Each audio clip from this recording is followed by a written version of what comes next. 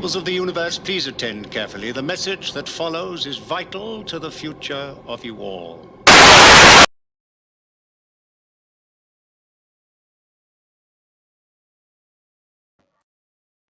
Yes, indeed, ladies and gentlemen. Yes, indeed. Good afternoon, good evening, good morning. How are you? I hope you're all well. Let me just adjust my my camera there. I was actually going to say adjust my screen because my camera's on my screen. Good evening, good afternoon, good morning. How is everybody? I hope you're all well. I am sorry for the scant 24 hours delay. What can I tell you? Real life overtook me. Real life overtook me in a well, it shouldn't have been that surprising. Reasonably surprising way, like a reasonably. I can't believe it. It's frozen already. I got freaking nothing open here. Right? I guess it's all the tabs I got open for that the story's going to go into later. And I go, oh, come on. Keep getting this whizzy wheel. Really?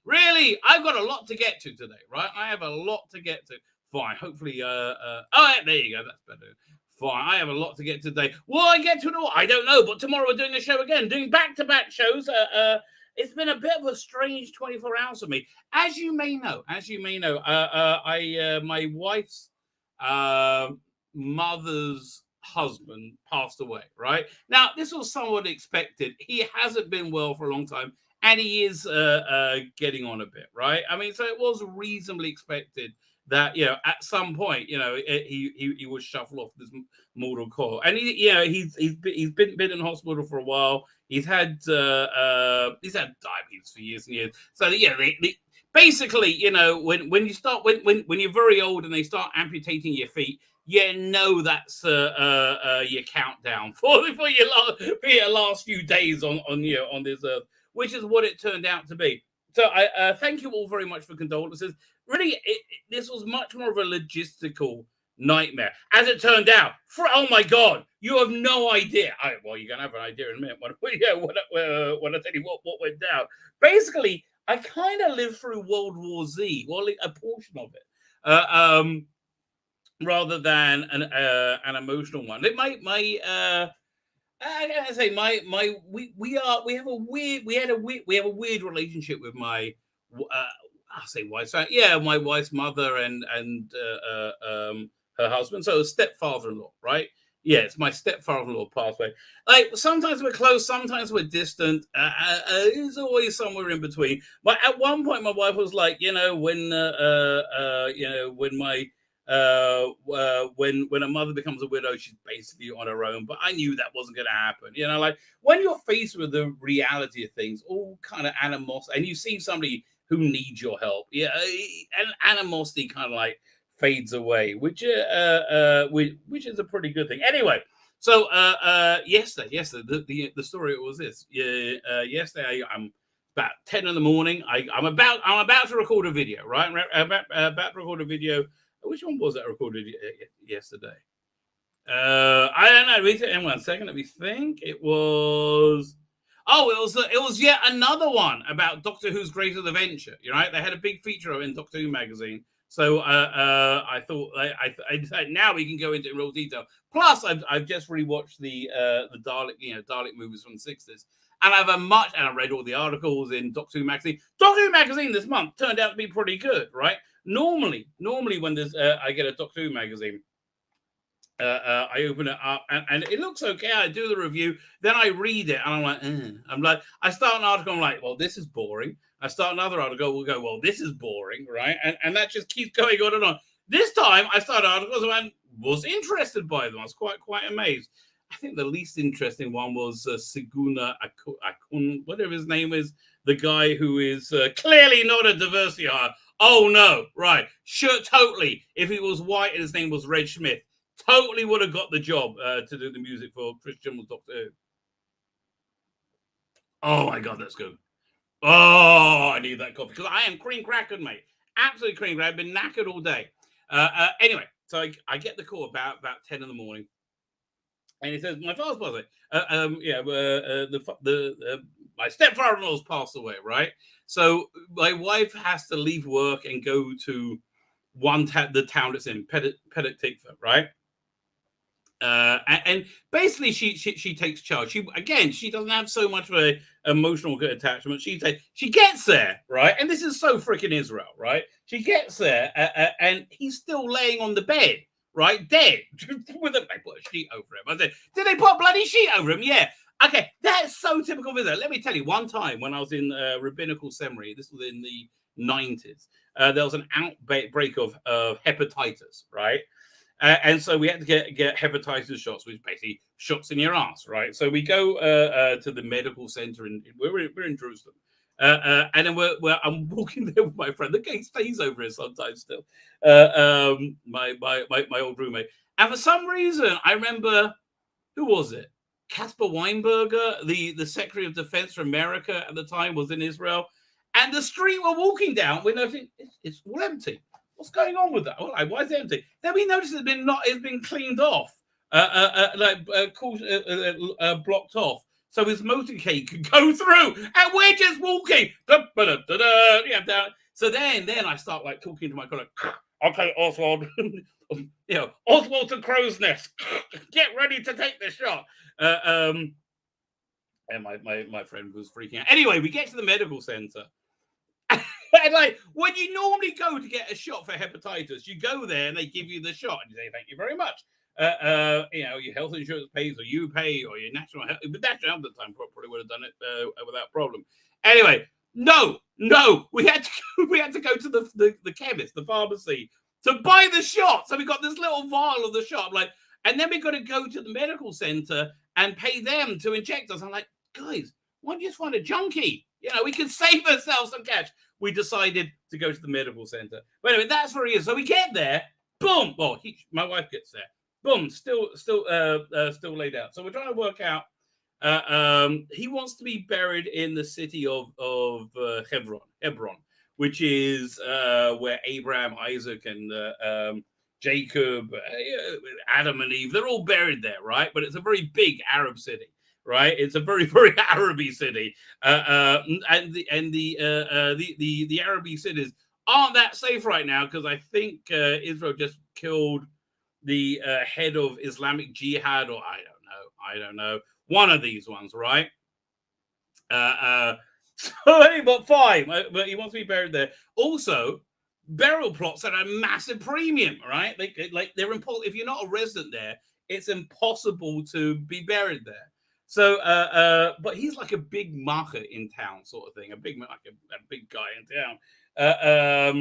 Like he built he didn't have an apartment there. He built a caravan that he and my mother-in-law stay in just about every Sabbath. They're there every week, and he just loves it there, right? And they all love him.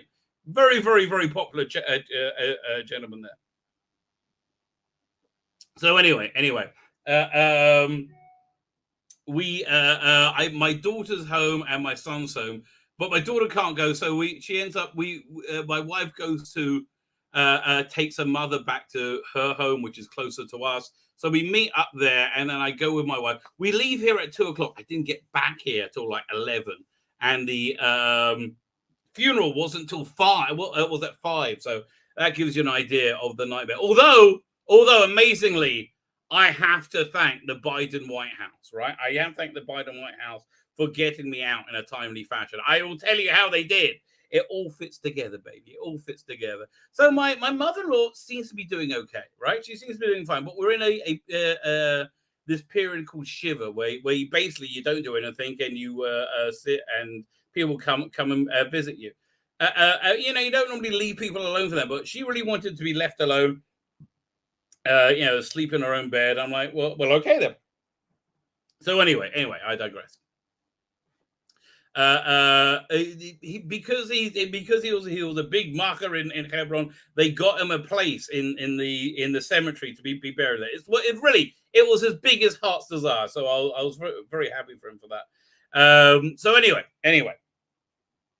it's a 2-hour bloody drive to Hebron. Oh God.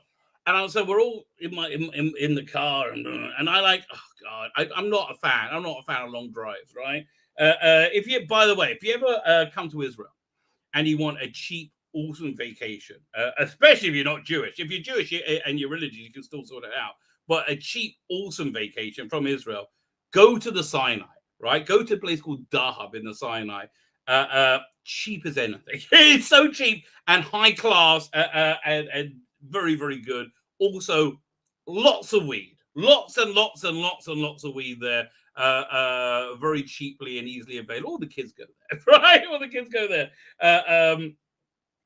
So anyway, it's been a while since I've been to everyone, and I forgot what it was like. Right? It's like, yes. Have you ever seen again World War Z? World War Z has a pretty ridiculous depiction of Israel in it, which is essentially everything's like this dusty desert, and then there's like these old city that you live in. The only thing that was accurate about World War Z in regards to Israel is that you have all these special forces wiped out by the zombies, apart from Brad Pitt, right? All wiped out by the zombies instantly, chew out everybody's neck.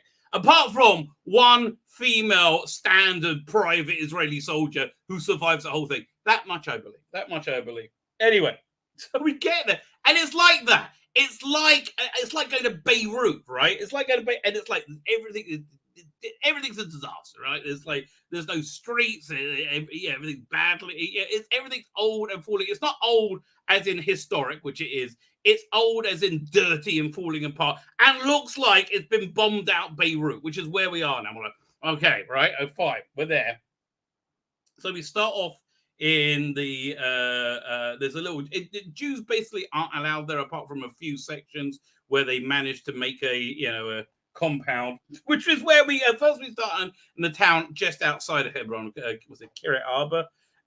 Again, it's weird. Okay, religious Jewish anything, but religious Jewish funerals are weird. So we go in, and what they do first is called hespedim, eulogies. So normally you go into a building, nice air-conditioned building, you sit in the pews, and the relatives and friends get up and say nice words. No. So also they bring out the dead person. Wrapped in a shroud. No coffins, right? We don't get coffins in Israel. That's not the Jewy way of burial, right? So he's wrapped in a shroud right there. And we're in this room, just open to the outdoors, no air conditioning. I was like, they're going to die. Anyway, which I said more than once that day, more than once. So we there, and people start talking, giving these little speeches. I don't say a word of my Hebrew. I'm like zoning out and thinking of other things. Then eventually, what they normally do is they go from these little places, these where they give the eulogies, and you walk the body to the grave where you bury the grave, right? So I go out, I can't see any gravesite, any like where are we going to go? Then we all get in the cars. I'm like, what's going on? What part is meant to go? We get in the cars because we got to now drive to Hebron, right? Which is about 5 minutes away. So we get in there, and it's like the disaster that is. It's like Beirut, on steroids. It is not. Beirut looks nice. I'm sorry, I'm not sure about it. Anyway, but add to that insane hills. Everything's like this. And I'm like, so we're driving. We're driving. We're hearing gunfire in the day, and not so far away. We're hearing quite a lot of like gunfire. I'm like, well, this isn't calming or peaceful at all. No, I'm not really up. So finally, we get to, and we everybody says, "Oh, just follow us. We'll find it." We got my bloody mother-in-law in the car with us, who has to go to the graveside, obviously, as a bit. And the other cars are zoomed off. We don't know where we are now. We finally work out which way to go. And then to get to the cemetery, we go up this hill, up, and you figure it's going to flatten out. No, you got to park in this windy little road, like at this sort of angle. It was insane. So we get out of the car. I'm like, is the car just going to brakes just going to go? And we're going to we get out of the car. And we get to the cemetery, which is I should have taken pictures because you can't believe how shit it was. Okay. And it's like there's refuge everywhere. It smells. Oh my God. It smells like a sewer. It is not good. So we get there, and apparently this is where all the most righteous people in everyone get better, like throughout Jewish history, all the most righteous people in this like little bit, and it's like we get there, and the grave's already dug, thank God. And they put him put him in, and they start put the blocks over and start covering him over. And eventually we get to leave. So we go to the little Jewish bit in Hebron for my mother-in-law wants to sit there for a little bit, and some of the friends from Hebron want to visit. So we're there. So we get there. It's like 5:30, 6 o'clock by now. Yeah, like say 6 o'clock. So we're there. We're sitting. It goes on and on and on and on. 6 o'clock, 6:30, 7 o'clock. It just doesn't stop, right? It just doesn't stop. 7:30. So eventually, I work out that this is going to go on all night, right? This is going to go on all night. So I tell my wife, listen, if we don't leave now, we're not going to get home before 10. Spoiler alert, we didn't leave then. Okay, we didn't leave then. So it takes another, I think, hour after that point to get on the road. And eventually, because one of the reasons we weren't leaving is my mother-in-law was worried that we wouldn't have her son follow us out, which we're fine. We don't need that. We're driving on our own for years in case the car breaks down. So eventually I say, oh, I learned from the Biden White House, right? I learned from the Biden. Just lie with confidence. See, I'm not a great liar. Like telling the truth, I'm good at, right? Telling the truth, I know how to do. Lying, I'm really not that good at. So it's like, you just blatantly lie with confidence. So I say, oh, yeah, no, because his wife wanted to go as well. So I'll say, oh, no, look, yeah, he's coming. We'll get going. He's going to follow us within a minute. Don't worry, he might still be there for all I bloody know. I don't know. But finally, after like surviving this nightmare, we dropped my mother-in-law back at her house, leave her, which I found a bit weird, but okay. My wife's there now, so apparently everything's okay. And come home. So we get home. It's like 11, right? And I'm like kind of pissy and kind of wired. So I'm like, okay, I got to watch some TV before I fall asleep, right? So I said, okay, fine. I'm going to watch Better Call Saul because there's a new episode out. And oh my God! It's the crossover episode where they got Bryan Cranston in it, right? And was it Aaron Paul? I'm like, okay, and everyone's raving about it. It's the best. It's done so well. I watch it. Yeah, it's okay. It's okay. And now I'm feeling gypped. So I'm like, I'm not up for going to bed yet. It's gone midnight already. And I'm like, so I was like, oh, you know what? A bit of Patrick Troughton will do the trick. A little dab will do you, baby. Bit of Pat will do the trick. So I'm like, you know what? I'm going to put on some Tomb of the Side Ben. Right? That's always good. That's always great. And it is beautiful. I love Tomb of the Side. It kind of like eases me back into like chilling out a little bit. But then you got that wonderful Patrick Troughton speech about his loved ones, and I can bring them up if they're in front of my mind. They're not always there, to Victoria's. And so instead of thinking about my stepfather-in-law, I start thinking about Bernard Cribbins, right? About Bernard Cribbins. So today I ended up recording it's a longer video, right? Going over a bunch of the articles about Bernard Cribbins. Let me show you. Pull up some eye candy there. Oh yes. I do like to do the somewhat offensive thumbnail. Russell E. Davis shooting Gatwas. Gay. This costume isn't too gay. I said, looks just right to me. Though I imagine that's how the conversation would go. So listen, we're going to go into this in much more detail, but it's like really important, right? Really, really important is to know what you know. Be clear about what you know, and especially in this day and age, which is so much more prevalent. You've got to work out the agenda of who's talking to you, right? Or who's giving you your information.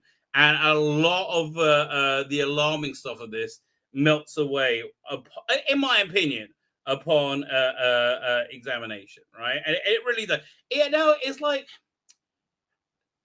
you have to be able to develop the sniff test. If something doesn't smell right, It probably isn't. Yeah, recently, about a week ago, in politics in America, they had this. Recently, they had this big bill going through government about getting relief for the vets, right? The veterans who are injured in some many different horrible ways, in combat, in ways they really shouldn't have been, and it gets stalled. So Jon Stewart is like, Republicans are the. We'll probably do the story in more detail tomorrow. Republicans are the worst. Oh, they're the ones. And he means what he's saying. He believes what he's saying. But generally speaking, I find people on the Biden side of reality are mostly they're either like crazy, right? The crazy Twitterati who just don't give a shit about anything other than power, or they are duped. They've been completely everything they said about people who like Trump is actually the opposite. In fact, everything they said about Trump is the exact opposite, right? He's going to destroy the world. He's going to destroy the economy. He's going to. No, it was all very good, right? It was all very good. And the opposite happened, right? And the opposite happened. They said, oh, Trump has duped these good people. No, it's the Biden White House and the media and social media has to. And I think that's what's happened to Jon Stewart, right? Jon Stewart, who I maybe he's a dick. I mean, maybe he's a dick, but I don't think so. I think the passion seems to be genuine, and it's an issue that he's felt very, very strongly about.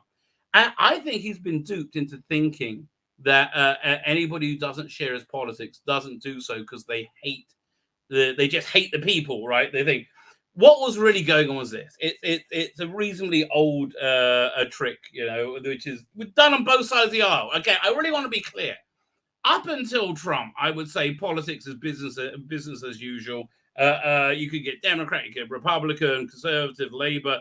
They're all the same assholes, right? They're all the same dicks, right? Who shouldn't be left anywhere near the levers of power. That's I just feel that Trump wasn't a politician, which is why I think he freaked everybody out.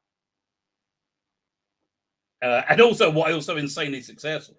But yeah, look, generally, so what they do is they take it's something that no sane person could be against.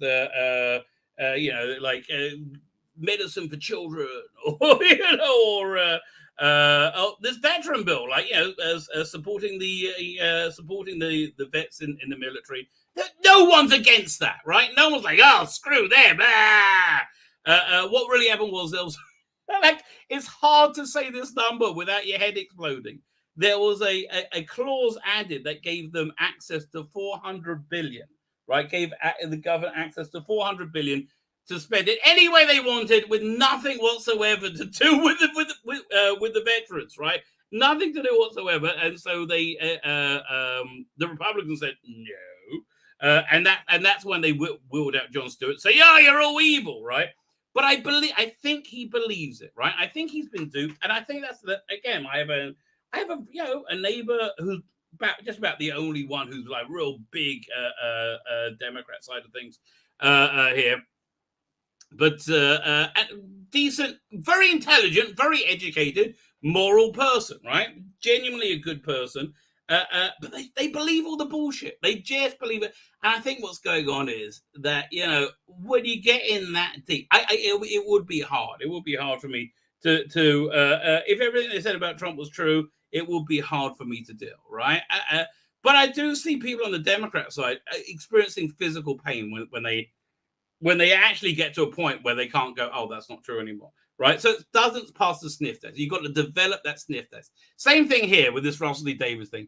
It doesn't pass the sniff test. For me, it doesn't, unless that's what your prejudice is going in. If your prejudice is going in, Russell D. Davies is just going to be more woke shit, and we're all going to hate it, and it's going to be not Doctor Who. If that's your prejudice going in, you're going to see, you're going to get that, confirmation through this story. And it's going to feed into your anger, and it's going to feed into your emotions, which is how they control you. Now, I'm not saying it's not true, but after looking at it in more detail, it does not pass the sniff test, right? So that's where we are on that. Fine. Shall we look at some of the thumbs coming up? Because I'm off on Sunday, so I've got a bunch of content I made up. Oh man, this bloody thing keeps freezing. It won't let me switch to. Come on. I thought it would have calmed down by now, but no. Oh, maybe it'll go if we do this. No. Oh, you can see my mouth. Oh, there you go. Let me go. So this one is the video recorded today. Why we love Wilf Mott, and of course Burning Cribbins. Oh, come back. There you go. So we got that. I think that might be Sunday or Monday, right? I'm nearly done watching Time Lash, and I deserve a freaking medal. It actually gets better as it goes on, but boy, is that a flawed episode. That's a flawed story, big time, right? So I'm on the makings of nearly finished the Nicola Bryant interview, which I'm finding fascinating, right? I'm finding absolutely fascinating. Next one after this, which will probably be next week sometime, is of course season finale, Revelation of the Daleks. Not Revolution of the Dalek, as Jody would say. We're going to do, and then we got this one. So this I recorded yesterday. Wood, third unmade Zabotsky movie. Doctor Who's Great Adventure have been awful. So Stig, I'm putting in as the younger. It was a two-doctor story. Much like the rest of the Dalek movies, not that much connection to Doctor Who. Other than that's the scripts they start with. And he likes Doctor Who, right? Zabotsky liked Doctor Who. He had a good eye for pop culture. He tried to option Batman in 1964, I think, or 65, before it got to TV. He could have done very well there. And he's like, he was pissed off it. It didn't happen. So anyway, so I cast Doctor Who magazine, cast Sting as the younger Doctor. And he said, yeah, this movie would have been a bit crap. And John Purdy, who would have been the older Doctor. Arrant nonsense. It would have been a beloved holiday treat. And I think somewhere between the two, right? This is coming up, or I guess I'll put this on Saturday. I recorded this like a week and a half ago. I still haven't got time to put it out. The Idiot Shills, Unhinged Ideas, or Rusty Davis to save Doctor Who, and then the 10th Doctor can crown Donian bestest ever. Oh, just imagine. But I'm just going to retcon it all away. Yes, we do know. In-depth review and a lot of piss taking of Doctor Who and the Daleks 4K. Beautiful transfer. I absolutely gorgeous transfer. Fine, let's get back to the chat. Let's say hello to people. Bloody hell. I just went half an hour? Sod in hell. I thought that was 5 minutes. I'm not joking. I thought that was 5 bloody minutes. I'm like, bloody hell, I'm going through stuff quickly today. I got to find some more stuff to talk about. That's half an hour?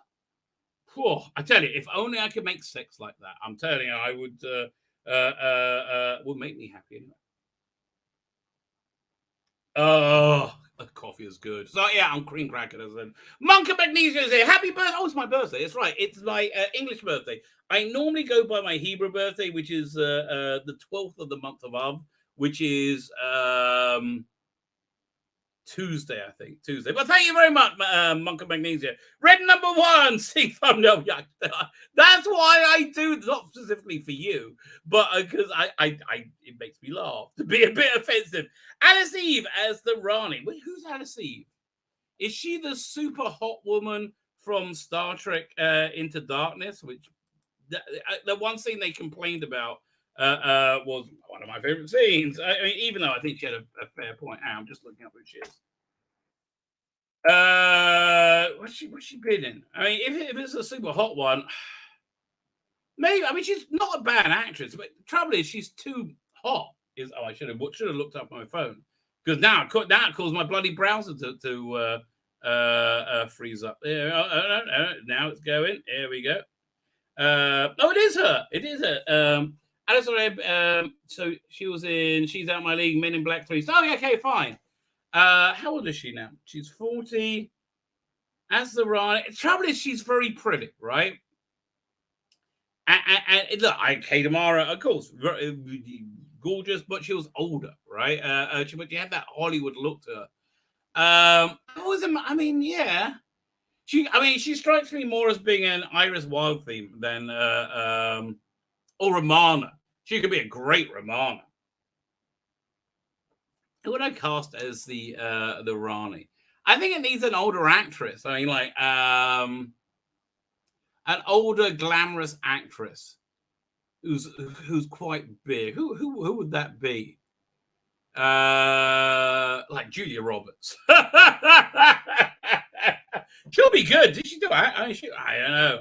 There should be something English. Who's an older, glamorous? Oh, it's hard finding somebody in that, like, maybe Nicola Bryant. Okay, maybe Nicola Bryant. I don't know. It needs to be a bigger actress. Family Lepraic is here. Oh, you don't like this? Oh no, I do apologize. I apologize a bit.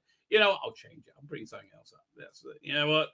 I like. Yeah, look. Yeah. Who can? Oh, but now it froze. Right now it froze, and of course it would do.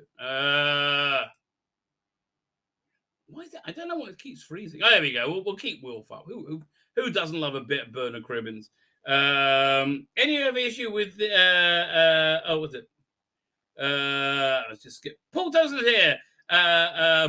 Red number one, more than drunk. Oh yeah, red number one. So I think RTD was drunk during the Let's Save Doctor Who meeting. Again, listen, I found it an incredible education learning about how propaganda works. You've got to know what you know and know who was talking to you. And that means what's really hard is filtering out your own prejudices, right? Which I don't know. I try to be good at, but I'm not sure how good I am at it. Christian will build the cover and RTD arrive with nails. Possibly, but I don't think the data supports that. It'll be our first story, right? I also have somebody coming and join me on what it's. I'd like to see if we can hold it then. Rossley Davis is looking very happy. Well, I think he is. And honestly, I think this was always the plan.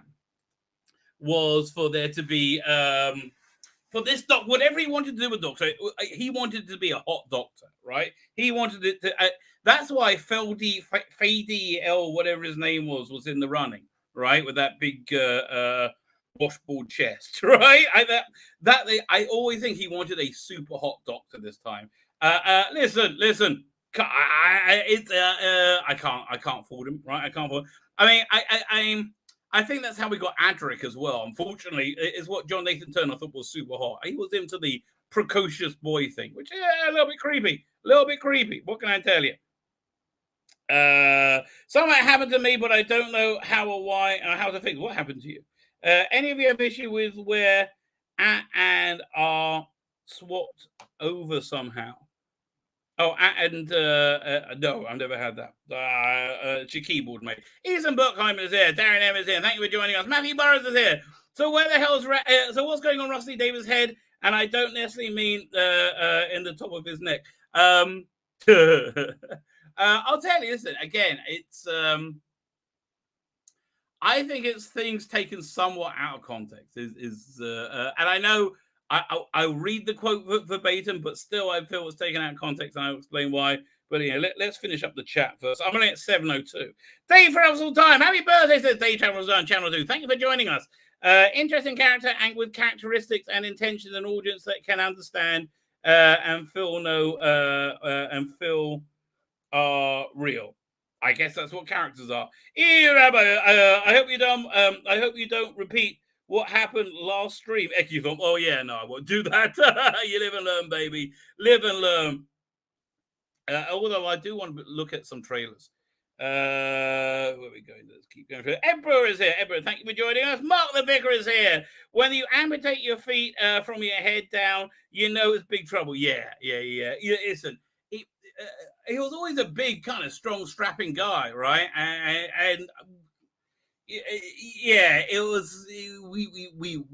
He knew. Everybody knew that this wasn't going to be good, right? It was expected. What can I tell you? It was expected. It's never expected when it happens, right? But it was expected. So there was that. They is or whatever. I don't know what you mean, Ed Burr, but okay. The title asks the question. The answer is anything but. Of course he is. I don't know. Is he the gay? I don't think he's going to be a gay doctor either. Again, we're going to look at the clips. We're going to look at everything in context, right? I don't think he's going to be a gay doctor. I think he's a gay person, right? I think he's going to be a black doctor because, you know, that kind of goes with you on screen, right? I don't think you can have I don't think being gay necessarily in this day and age a lot of the time, but I don't think it is. I don't think it doesn't pass the sniff test unless that's what your prejudices are. Problem being is how you doing? Problem being, good to see you. We keep going. Okay, chat is going on. Campbell Cooley, voice actor at large. I hope you're living large, baby, living large. Shalom, how are you? For those of you Harry Potter film watchers, says friend number one here. The guy who played Vernon Dursley, Richard Griffiths, almost became the Doctor. Well, not really, okay? Not really. That's a bit of a bubba miser. That was an issue of Doctor Who magazine where they were going over a potential season 27 and 28 and 29. It was Sophie Aldred was the guest editor at the time. Phil Bevan, there's a book of his artwork coming out, which is going to be exciting. Did the illustration? It was just kind of an idea they were throwing around, right? If they did, but I think he would have been great, right? I think it would have been fantastic. Okay, let me run through the chat, see if we can catch up. We have somebody in the green room, so I hope they don't get too green. Fine, I am at 7:15. I'm not far out. Soda Engines, how are you doing, Soda Engines? Anyone heard the Backdoor movie? The Backdoor movie has been cancelled. I mean the Batgirl movie. It has been cancelled. It's been hidden. That's a great story. Again, if we don't get to that today, it will be tomorrow, right? That's crazy. Ebro says not for the Astrals. I don't know what that means. Klaus wants to block out the Sun War. World Economic Forum matter. Yeah. Look, it's okay. The apocalypse is coming. It's only a couple of days out now, right? China is essentially surrounding Taiwan as of tomorrow for the next few days. Exactly when I said if there's going to be a flashpoint, it's going to be then, right? Also, there's a solar storm hitting Earth Day. No worries. Everything's going to be fine.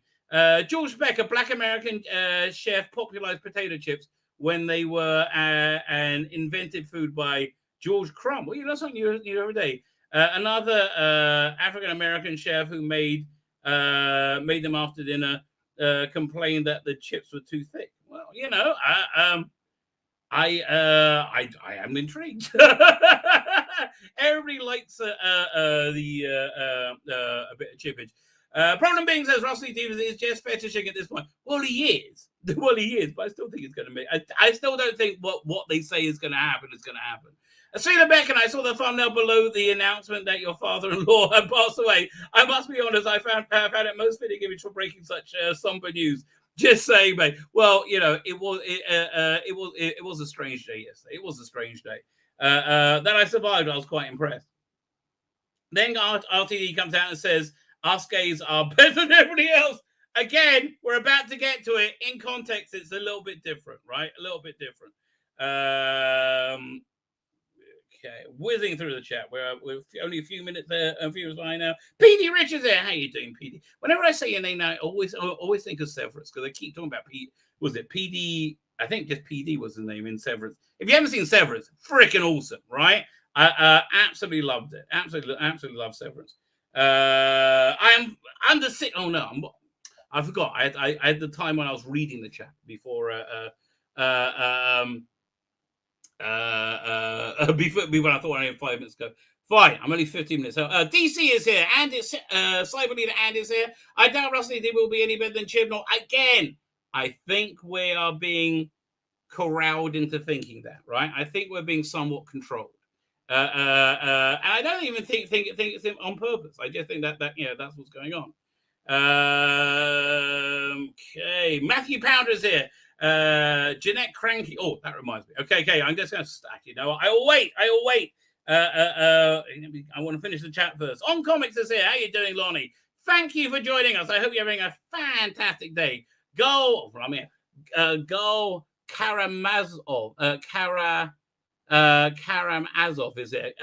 Go Karamazov is it? I'm trying to work out what your avatar is, and I'm somewhat confused. I do not know.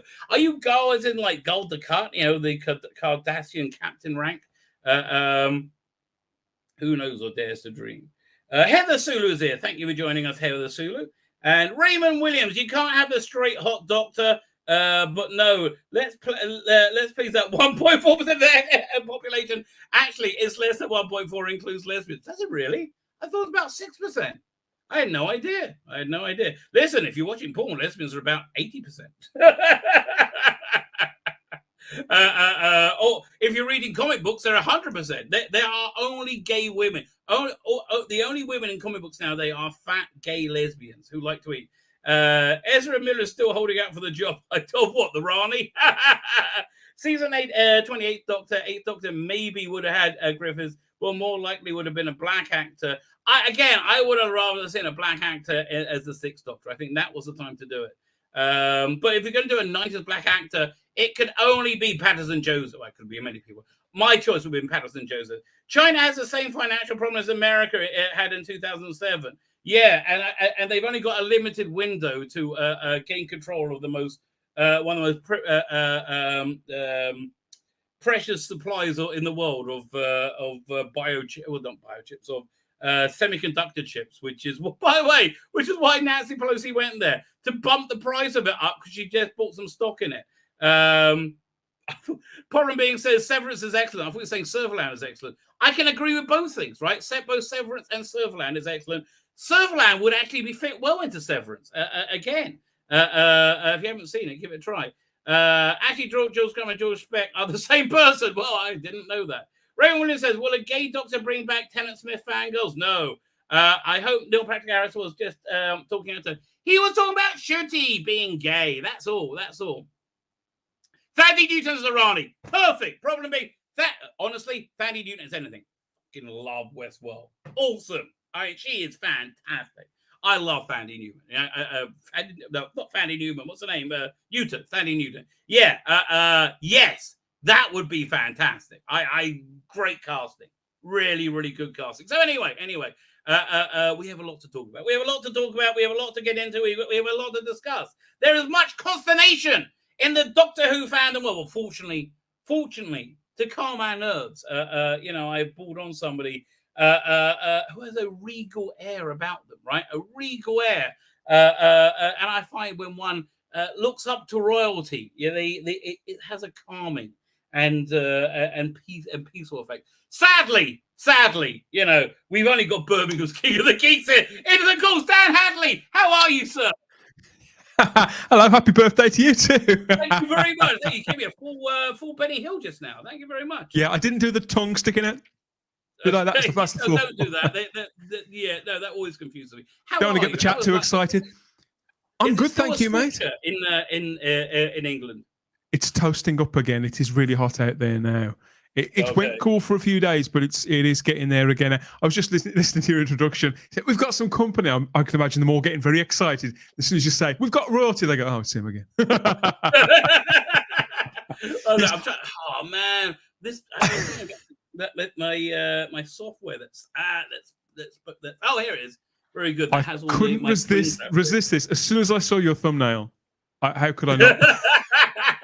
Well, yeah, listen, if I can ever get to a Photoshop shooter's head on a very oiled, gay black body, I will always do that, right? I will always do that. Why wouldn't you do this? Why not? Why not? Here, let me show you. But before we get to the story, I've got to find out who did this. Somebody sent me this fan art. One second. Let me just I'm not sure if I should. I'm not sure if the person did it. I'm not sure. Hang on. Fine. I'll just say his name's Eddie. Eddie, if you want me to credit you, I'll give you your full name. It's fantastic. Van Dabby Double Dozy. Very, very happy to see this. That's wicked. It is good. Rachel Mullins is here as well. Fine. When my Wizzy wheel stops spinning, we'll move on to the first story, which is I guess it started. Well, let's start with this, right? Let's start over. 1 second. Oh man, I must have too many things open because it keeps going. Oh yeah. How's your computer behaving itself nowadays? Oh, You, it's a you nightmare. taught it good. It's a relentless nightmare. But yeah, much as my life. You missed my story of going to World War Z for a funeral yesterday, which is basically what I went to. It was horrendous, right? I didn't get home till like 11. Okay, I'm gonna quit the program. I'm gonna reopen things, which might take me a couple of minutes. Nice what one, a though, pain Eddie. me up. Yeah. I got too much open. That's the problem. False quit. Let's see if that does the trick. Now, it did the trick. So now let me go back and as if by magic. As if by magic, the shopkeeper appeared. Now, yeah, you get extra points if you know what that's from. How was there never a Mr. Ben movie? But they were going to make it for years, weren't they? And Ray Brooks was going to be in it, and then no, he wasn't. Hugh Grant was going to be in it. It was the guy who played the comedy relief, the brother in the Mummy, the first two Mummy movies, on the first three. You're right, movies. John Hannah. You're absolutely John right. Hannah, yeah, would have been perfect. I agree. He'd have had to have switched off the Scots accent. Mr. Ben is English. Well, I think that comes preloaded if you're Scottish, right? You can turn it off or on. Yeah, I'd say so. He's a fantastic actor. Well, he was a fantastic actor. I don't think I've seen him in anything for years, John Hannah. Is he? Really? Where'd he go? Is he brown bread? Oh, I don't think he is, but I just haven't seen him in anything for a long time. He just made enough money. He doesn't have to work anymore. Well, yeah, I mean, obviously Brendan Fraser. Reminds me of the Batgirl film. Brendan Fraser obviously is pushing maximum density now. Hilarious. The Batgirl film, the story is freaking hilarious, right? I mean, it's finally there's somebody with it has some kind of connection to reality in charge. But David Zaslav has just come in like some sort of Chad boss, looked at these things and gone, "Fuck no." Yeah, I mean, but you're not even putting on HBO Max, and you don't want to sell it to CW. I mean, I guess he thinks it's going to hurt the brand. Well, on one hand, you've got $70 million. On the other hand, you have the integrity of how long? 100-year-old movie studio. Oh no, they burnt that away. But it's how many? Finally, somebody noticed. You keep making stuff that nobody wants to see, and there was a report last week about how Marvel has lost 50%. More? I did see that, yeah, and I'm never quite sure what to believe with the whole Marvel thing. I think both sides of that argument, financially, you can make figures appear to do whatever you want them to do. Well, do you think they bought tickets for the opening of Captain Marvel? Absolutely, and I think they've probably been doing it ever since. And they may be. And do I believe that was the film where they started doing that? Probably not, but I think they stepped it up. For that. No. Exactly. I think it's and also it seems. Oh yeah, I think. Otherwise, we wouldn't be getting the Marvels. We would be getting Captain Marvel too. But everything. Here it comes. Everything they put out on Disney Plus is awful, and they keep telling everybody it's the bestest ever. Nobody wants to watch Miss Marvel, right? Nobody's going. Oh yeah. Can't wait for a bit of that. I think I said to you, didn't I, that I've got no... It's not that I'm not interested in it, but I'm not going to prioritize it because I don't feel that it's aimed at me. I feel that it's aimed at girls between the age of, say, 13 and 19 tops. So and I'm happy for that kind of programming to exist, but it's not aimed at me. So if it's not aimed at me and I can accept that, who did they market that show at? Because whoever it was didn't show up. They assume that boys should want that. I saw this fascinating clip earlier today from the Young Turks. Young Turks is a extreme left wing, alternative media thing, right? And they're making fun of this guy called this still is frozen. What is up with this? Making fun of this guy called Matt Walsh, who just had this. Made the film "What Is a Woman?" Didn't he? The documentary movie. What is it? That's the one, right? Man, come on!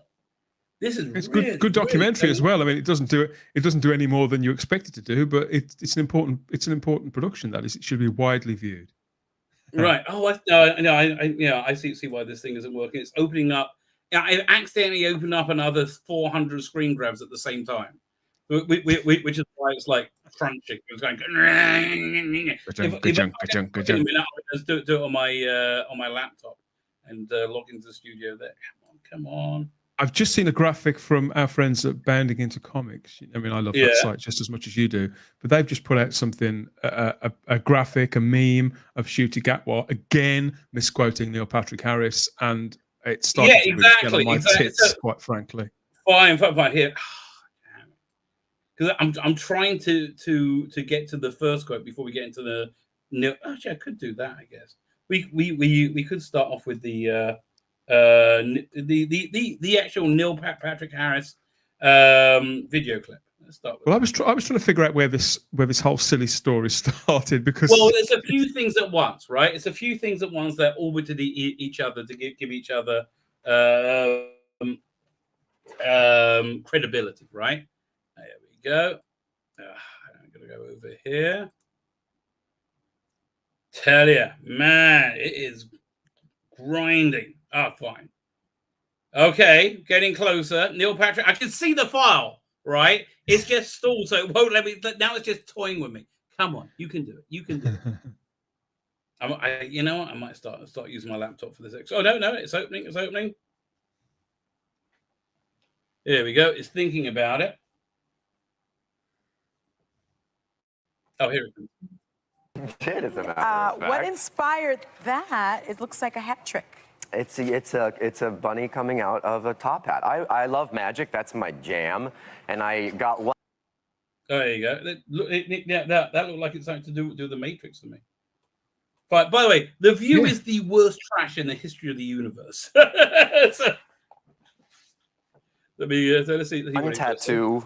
A few years back, it's on my ankle. Tony, it's not a tramp stamp. No. I was doing a series of unfortunate events. Can you see this? Oh, yeah. And so Count Olaf had this same thing on his ankle. So I thought, I'll get one of those. That was my first tat. And then they said, once you get one, you're gonna never go back. You're gonna get more. And I said, I only would really want one more. I want a top hat with a card coming out of it. I thought that would be cool, magic-wise. That looks painful. And then I found a guy. Man, now it's frozen again. I like how he's dressed. He's dressed to match their set, hasn't he? Talented. Listen, I think it's like average New York gay person dress, isn't it? It's New York right now is having an emergency because of monkeypox, right? It's an emergency. They can't get enough vaccine for monkeypox. 99% of the people who get monkeypox get it through having going to gay orgies, right? Maybe. Don't have unprotected sex with strangers, right? I did see something. I mean, obviously that's awful, and you just hope people are going to be safe and well. I don't know a great deal about monkeypox myself, but going to 100 people strong orgies at the height of this epidemic probably isn't the wisest idea. Probably not your number one thing you want to do, right? What surprised me, but I probably shouldn't be surprised, is this show, because The View, obviously it's an American show. We don't get that here. It doesn't even get shown on cable that I'm aware of. Does it not really? It's interesting. It's insane propaganda, right? It's genuinely insane propaganda. Well, every time I see clips of it, I mean, it makes the women on our equivalent, Loose Women, it makes them seem like the board at Mensa. And I've just seen... They are the dumbest people in the world, right? I mean, and I don't know what it is. Whoopi Goldberg never seems so stupid to me, right? But no, I like the fact that Whoopi Goldberg always seems so happy. But then again, you would do when you've got all that money in the bank and you're on the board of trustees at the Oscars. But what I've noticed here though is that his Twitter is in his card there, in his name card on screen. Just goes to show how closely connected Twitter must be with ABC and therefore with Disney, and they're part of that sort of cathedral. Twitter is insanely influential. That's why they freaked out with Elon Musk buying it. Fine, you don't get that on Loose Women. You wouldn't get that even on The One Show. It's not something that happens in Great Britain that you put people's social media in their graphic there. So the Twitter's basically for politics and for news reporting. I said, what about there was a rabbit coming out of the hat? Because I didn't think that was feasible. Yeah. Without looking like a bad tattoo So will you get another rabbit. one? Because you're in the addiction. I I was don't going care. to say, what's the Because significance? yeah. You know, I'm a big fan of Doctor Who, as you know. Yes. And I hear that you are joining the new season as the greatest enemy that Doctor Who has ever faced. Oh. By the way, Whoopi Goldberg and The View just had to pay $22 million and give a formal written apology to Carl. Was it Rittenhouse? He was a guy who I followed the story. Right. And they said he's just a Nazi. Yeah. Whoopi Goldberg, right?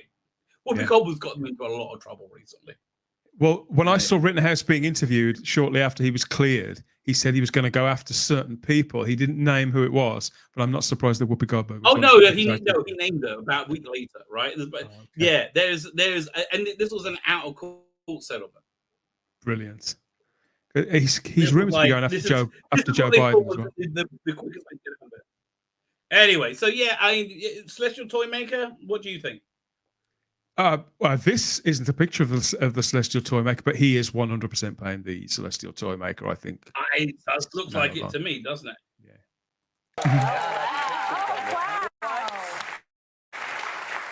What can you say? I know you can't say much. That picture myself. That's a selfie that I Oh my took. God. I'm not allowed to say much. It's Russell T Davies is coming back to the show. He helmed it during the David Tennant years, and he's an amazing guy. I did a show with him called It's a Sin that was in the UK and then was here as well. He's super prolific and super lovely, and we wanted to kind of beat the story so that people didn't leak the fact that I was going to be a part of it. And so he said, should we just say something on Instagram? And I said, sure, here's a picture. And then he said that. But I'm not allowed to talk about my character and everyone, it's not going to come. I tell you, I'm so psyched for him being in the 60th, right? He's such a lovely bloke. He's a really talented actor and a really great guy. Yeah. Also, who's here? Kronos Godwison is here. Thank you for joining us. I'm out for a little while, but that's a really fun sandbox in which to play. I talked to them for years. I keep saying, at some point, who is going to end up in the States? And you got to make Doctor Who a woman and a black woman at that. Why? What she means by that? Going to end up in the States? What does she mean by that? I think they're saying she's amazed that there's never been an American version of Doctor Who, which I'm kind of surprised about as well, right? I look, she's got a production company. Why don't she just option it? I'm surprised that nobody thought of doing it. There was an attempt to do that, wasn't there? Yeah, there was an attempt to do that in around 1990. I do recall that. There was a Whoopi Goldberg's most unfortunate thing she did recently when she was talking about the Holocaust, the Naughty National Socialists in Germany in 1930s and 40s. She was like, that wasn't racial. That wasn't a racial thing. It was white people against white people. I'm like, look, Whoopi, darling. Whoopi, mate. They said it was reasonably racial. They're just white people talking. Anyway. And so what they did. Thick as pig shit. What they did. Sorry? Thick as pig shit. Oh, thick as pig shit. Sadly. I always liked her, right? I don't like having animosity. She's a lovely actress. She's so watchable, but again, just like you probably shouldn't meet your heroes, people like Whoopi Goldberg probably shouldn't be allowed. I think you don't want to meet your heroes in 2020s, or from 2015 onwards, when they all went insane en masse. I mean, here's the thing. It's like this large section of the world has gone nuts, completely barking insane. And if you mention it, they call you a racist. What? Who? Where? No, you're just bonkers, darling. Anyway, we're getting to the first thing that sparked the story. Is they made Doctor Who in England a woman. Nice. And that was interesting. But now the new Doctor is a man of color. Yeah, she was white. Yeah, so you still have a shot. Well, maybe, but I'm tired. I'm tired now. The new young Doctor is Ncuti Gatwa, who is amazing. Yes. And he's a person of color and is very sexy, and he'll be a great Doctor. I think so. Yeah. And you are always great. So he's got to mention him being gay, hasn't he? All he's talked about. About. Well, thanks to Neil Patrick Harris. His new show, Uncoupled, premieres Thursday. Really? Wait. I thought you said he's gay. Wait. Now. So in this clip, I've seen a quote from him where he mentions that he's going to be sexier, but he didn't mention anything about him being gay. Then, I mean, he did mention that. He talked about the doctor. He talked about obviously the doctor would be a person of color. God, I can't stand that phrase. I know. He talks about that. It's and I don't know if there's any black people in the chat, but certainly the black people in my life really can't stand that phrase at all. It's like Latinx, right? That's the thing. 1 second. Wow, Yeah. Whoopi looks kind of scary. So she always looks scary. She looks like she's been created now by Jim Henson in the old Creature Shop. But so he mentions that the doctor is a black doctor, and then he starts talking about Ncuti as a person, as somebody just as a human being with a very clear divide. So I don't know why people are conflating the two. I know. So hang on, let's see. Well, let's read this then. IGN.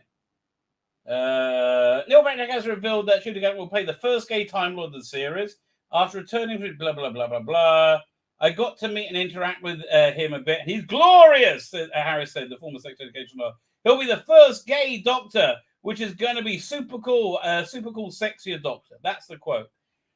I think they're talking about the person. They're not talking about the... Well, clearly, I cannot understand how anybody has misread this. What Neil Patrick Harris finds sexy, sexiest, and sexier is entirely up to Neil Patrick Harris. No, but yeah, it's completely subjective. It's clearly something that he's tuned into, that he finds appealing, and also, God bless him, he's trying to pump up enthusiasm for the show and for the change of lead too, so that we all continue to be invested whilst this brand weathers that final 90 minutes of no doubt awfulness that's to come in mid-October time, whenever that's going to be. Yeah. So anyway, that was the first thing, right? So yes. Here's the second thing. This guy Lance. Okay, Lance, mate. I have to tell you, social media is not your friend. Okay, now don't get me wrong. Look, from what I can understand, this guy is a religious guy, and speaking of somebody who's a religious guy, I understand where you're coming from. Look. Yes. Being the Old Testament is not LGBTQ friendly, right? It's not pro same-sex relations, and it's just the reality. It's been the reality for a couple of thousand years, like about 3,000. It's just the reality. It's not, but you've got to understand that's from my understanding of it, right? And I think it's reasonably good. That's a personal thing, right? All these commandments, these Old Testament commandments, are basically personal things that you take on how you live your life. And the function of it is, and again, I don't want to diss anybody being gay, but the idea behind it is, the function of it is that the reason the Old Testament exists is to give out a guide on how to live to get the most out of life. Right, to have the happiest life, and generally speaking, look, being married and having kids is a way to happiness. I understand if you're gay, that's not in. Oh, so what you're saying is in the scripture, it's that path to that fulfilling life, right. Most likely to. I mean, yeah, I followed a little of this Lance stuff. I mean, I know that he was on a live stream with somebody I won't talk about. But he was on social media initially, and like you, I mean, I don't know a huge amount of, I don't know much about religion and the how you would break it down like that. But if he's got his beliefs, his political beliefs, his religious beliefs and convictions or whatever, that's entirely up to him. How he practices them is down to him. But how he relates to people in the real world and how he communicates that is, in my view, look, you're on the pile. You've got to be careful when you're saying this document is written by God, right? Who created reality, who reality is made out of, and he disapproves of a cornerstone. You're like, you've got to be careful about the way you communicate that, because otherwise it's going to come out like you don't like people because of their you're a homophobe. Yeah, I think I cannot vilify. Right. He probably isn't a homophobe, but I can completely see why people would read it that he is. Yeah, and quite frankly, the way he's put over himself so far, I I don't want to get to know that guy to find out whether he is or isn't. He seems like the most obtuse character. Well, I saw a bit of the that stream, and yeah, I do want to give props to which channel was that? Who had him on? I had a bunch of people on, which I thought was a good idea, right? I think conversation is always. What was the name? Do you remember? I think it's a good idea in principle. It depends on your motivation for it. I think if you're doing it just to cause more shit, if you're doing it to genuinely get to some answers and to find common ground and to uncover perhaps the truth that was getting lost in translation or lost in the noise, I think there's something noble in that. I'm not quite sure that that's what Sanctuary of Geeks was trying to do. I don't know the guy who runs the channel particularly well, but I haven't been impressed with the way that he's put that all over. Maybe it's all ran away from him. I don't know. So yeah, I don't really he's know a the younger guy. He screwed up. He's a young guy screwed up. Problem being, saying it the best. God would not need foot soldiers to bash people over the head with it. Yeah, that church that says God hates fags, which I find personally find repugnant. Right? I genuinely revolting, and I think that's a complete antithesis of religious thought. I think if there is a God and he's the Judeo-Christian a conception of God.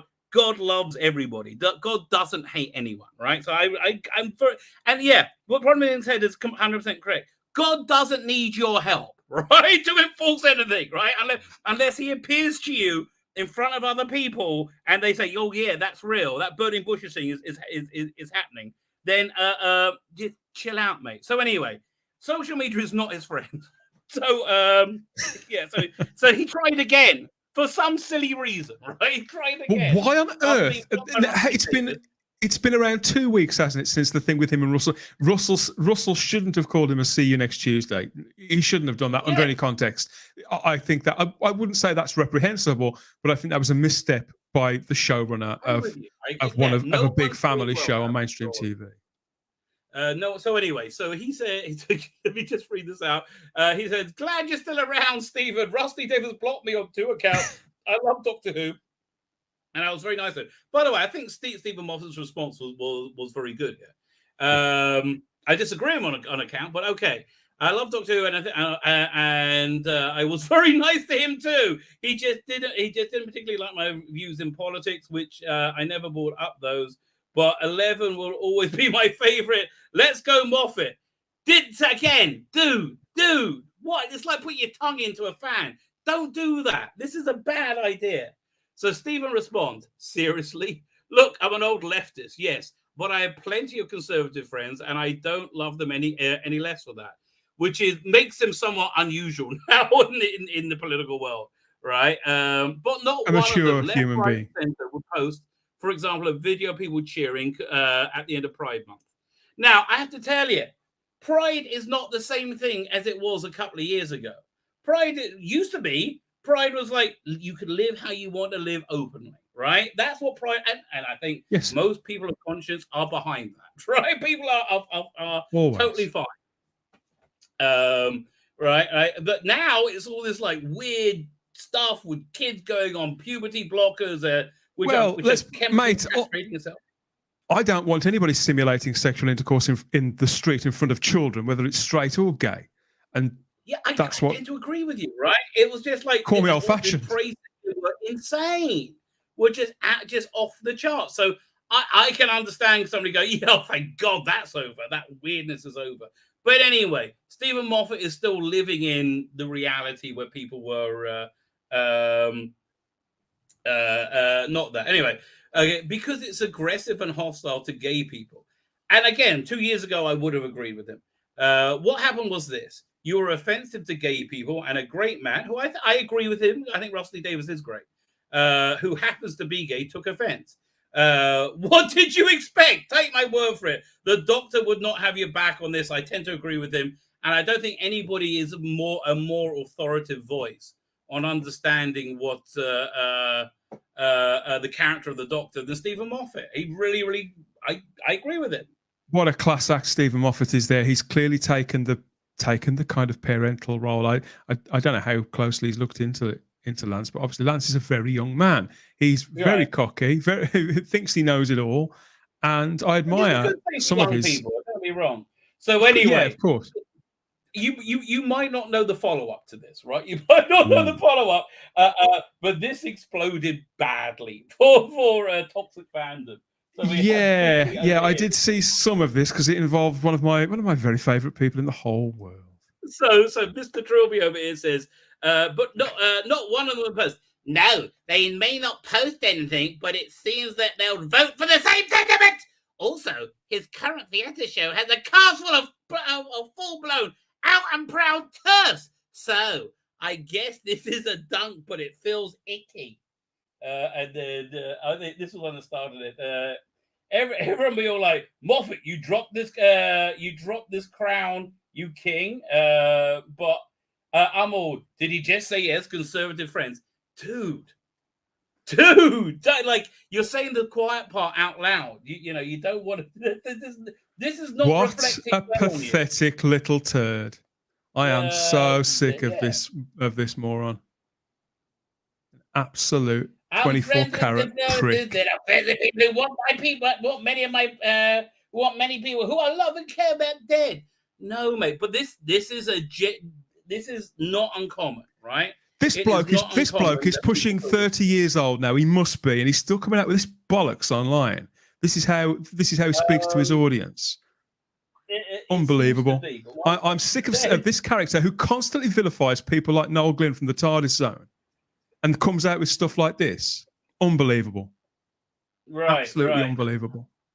So with it, I'm trying to find the other screen grabs now. Oh man, I think they're on my other computer. One second, I'll just go to. Okay, so then we have. Sorry. I spoke to Barnaby Edwards who's a Dalek operator and works on Big Finish. And he's a massive lefty, and he agreed with me that comments, that views like this, that conduct like this, it's incredibly immature.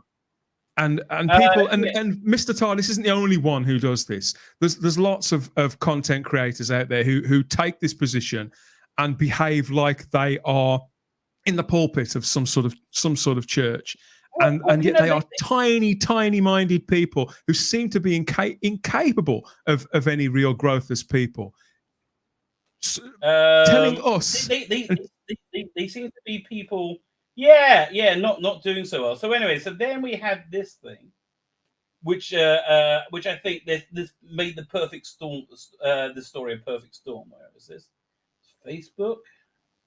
Oh, firstly, there's something dropping on Sunday at 7:30. Is this from the BBC? Have you seen this? Some seem convinced it's from the BBC. I think they're just bored and want it to be from the BBC. I also know that the Doctor Who page, who mean well, they're nice people who run this page, but I don't think that their coverage of these things is particularly helping. I think it could be a little bit more. I think they could be reporting these things a little bit more responsibly when you put a picture of Russell T Davies next to Ncuti Gatwa and that quote. That's the one I'm getting to now. So this is the thing that here we go.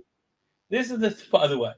This is a fun page. This is the Cybus Industries thing, and a lot of the stuff that people are latching onto. It's harmless fun, and it looks like a very sort of inventive, creative fan thing, and I'm all for that. I'm all for that by all means. I think when in a period where there's not much going on, people latch onto it, Rabbi, and they build it up to be something that they need it to be because they're bored.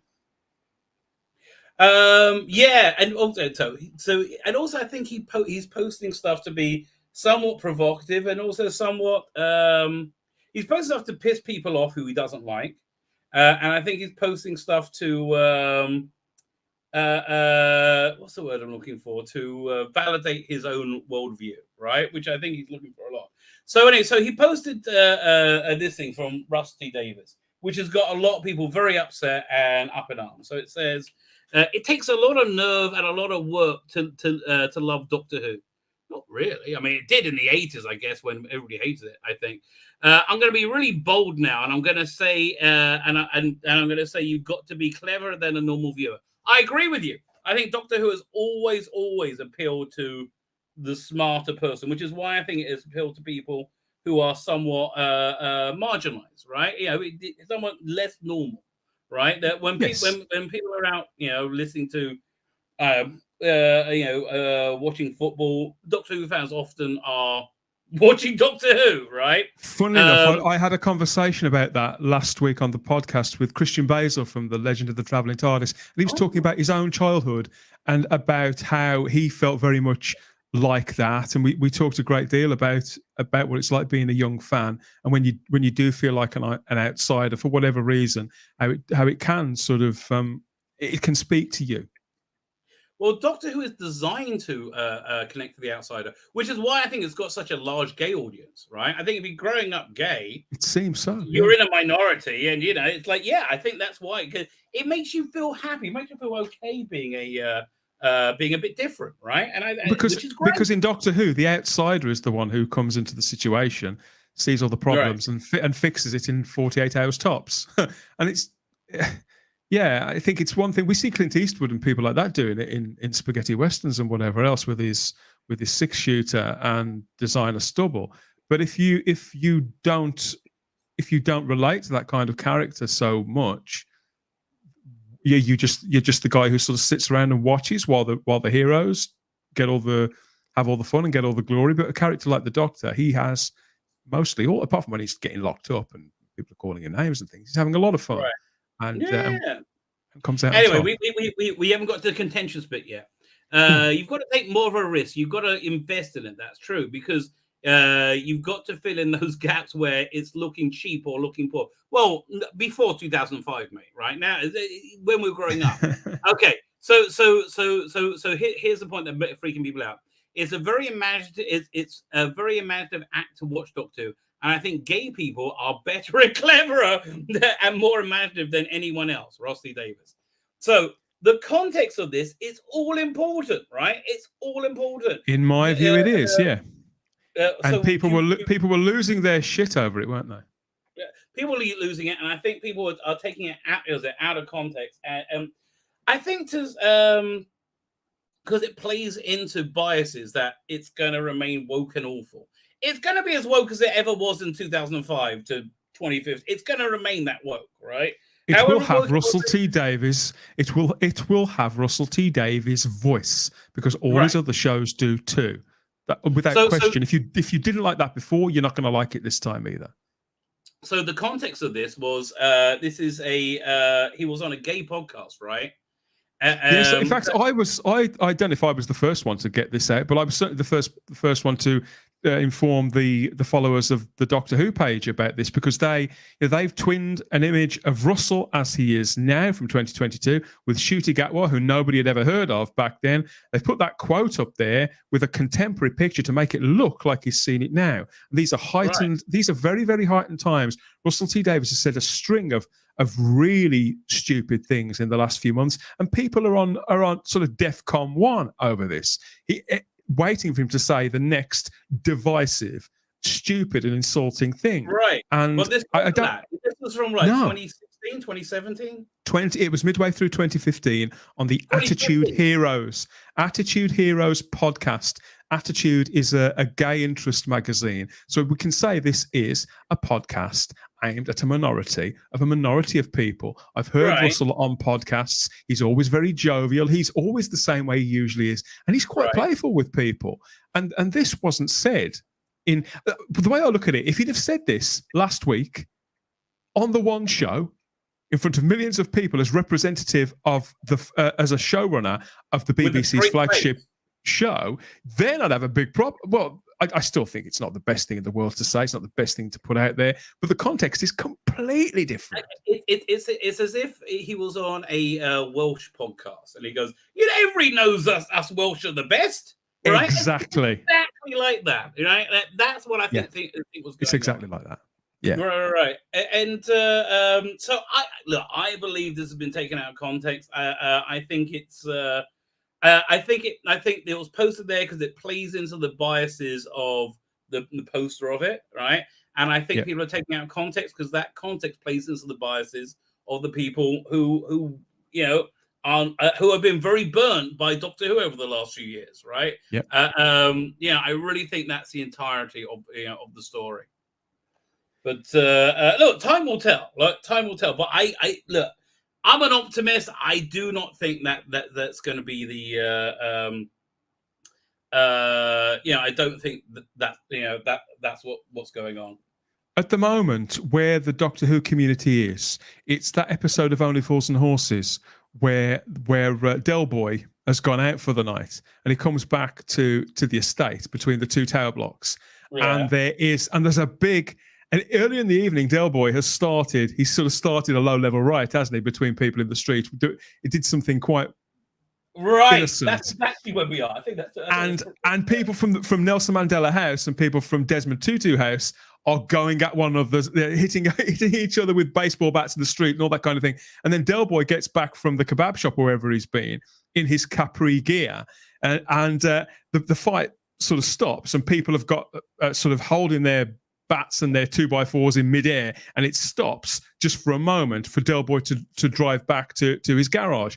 But where we are now in the Doctor Who community, we're at that moment where everybody sort of stopped in midair, stopped going at one another, and it only takes somebody to put out a quote like this for it to start all over again. I think people have become addicted to that aggression. I think people have become addicted to the outrage, and right. I'm not saying that it's the fandom's fault at all. It isn't. Doctor Who was weaponized.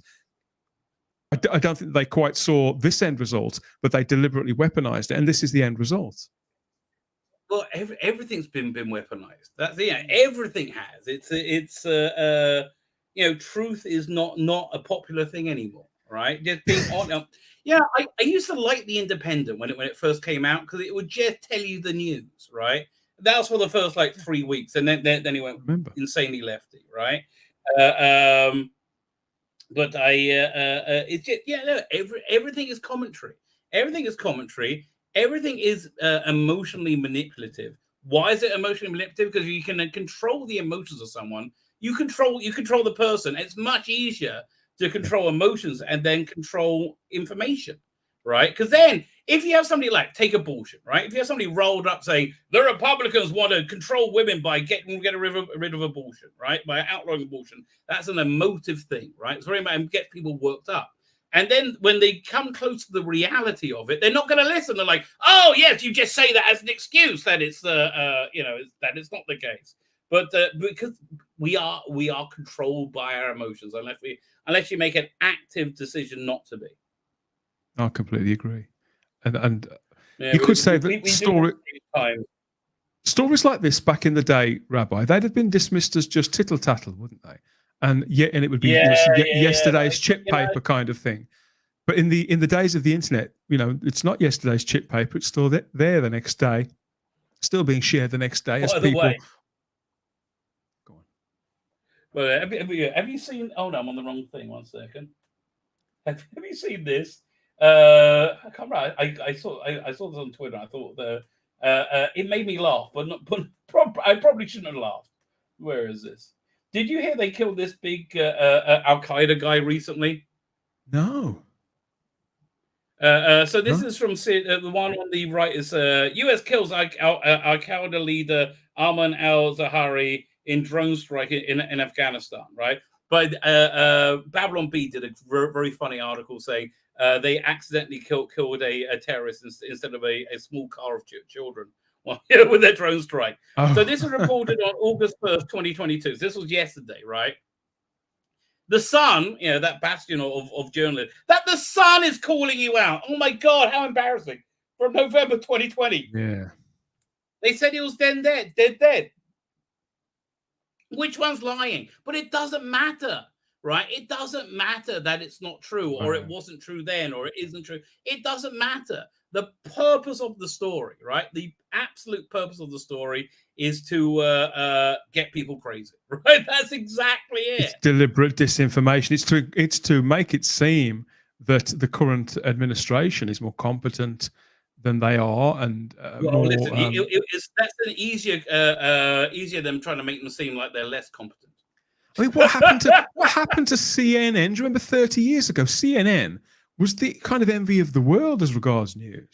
Well, no, because again, it moved into commentary because you get more clicks, you get people to stay on your platform longer if you get them angry, right? And that's really the situation. But it's all backfiring. Now, do you know about the the primaries was it last night in America?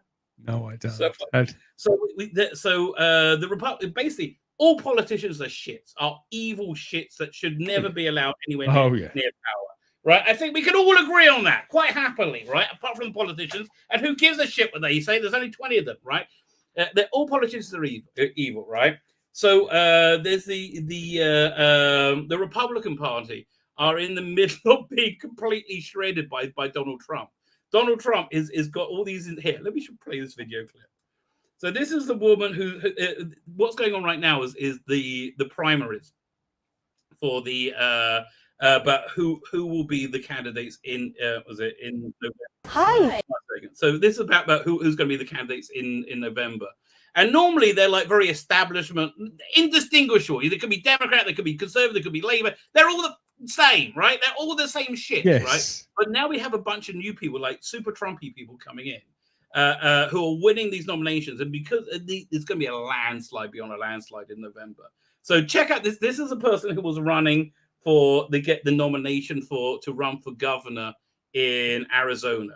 But this is about 30-second clip, one of the greatest takedowns of all time. Nice to see you. Count off and CNN. You don't have a mask on anymore. What's going on? We're outside.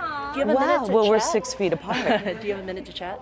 I'll do an interview. Okay. As long as it airs on CNN Plus. Does that still exist? I didn't think so, because the people don't like what you guys are peddling, which is propaganda. Thank you.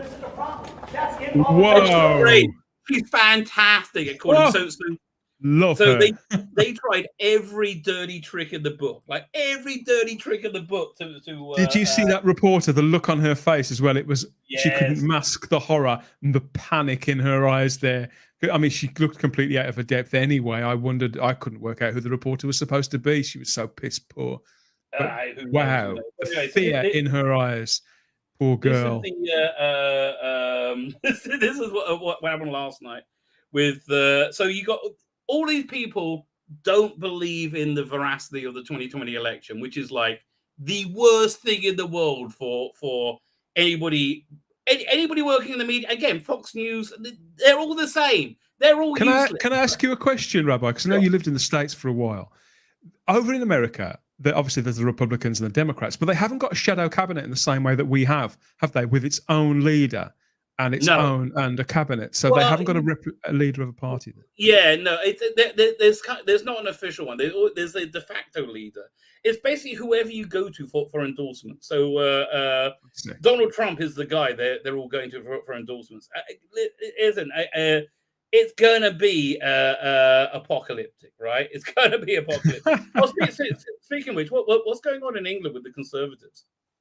The Conservatives, it's all desperately tiresome. I mean, the two candidates that we've got comes to something when you've got an out-and-out idiot in Liz Truss and nothing more than next to reptilian character in Rishi Sunak, who has just put in my view, Rishi Sunak is just as much, if not more, responsible for everything that's gone on in the last couple of years as Boris Johnson. I heard You're right. It's ridiculous to think that he's actually was the preferred candidate, and he was ahead for so long. And the idea that Liz Truss is the only person opposing him, and who is, I'm not saying she hasn't said the odd thing where I've thought, okay, that's pretty based. Generally speaking, you cannot trust her because she changes her views like the wind, and she's a globalist. Whereas the only people with any real chemistry,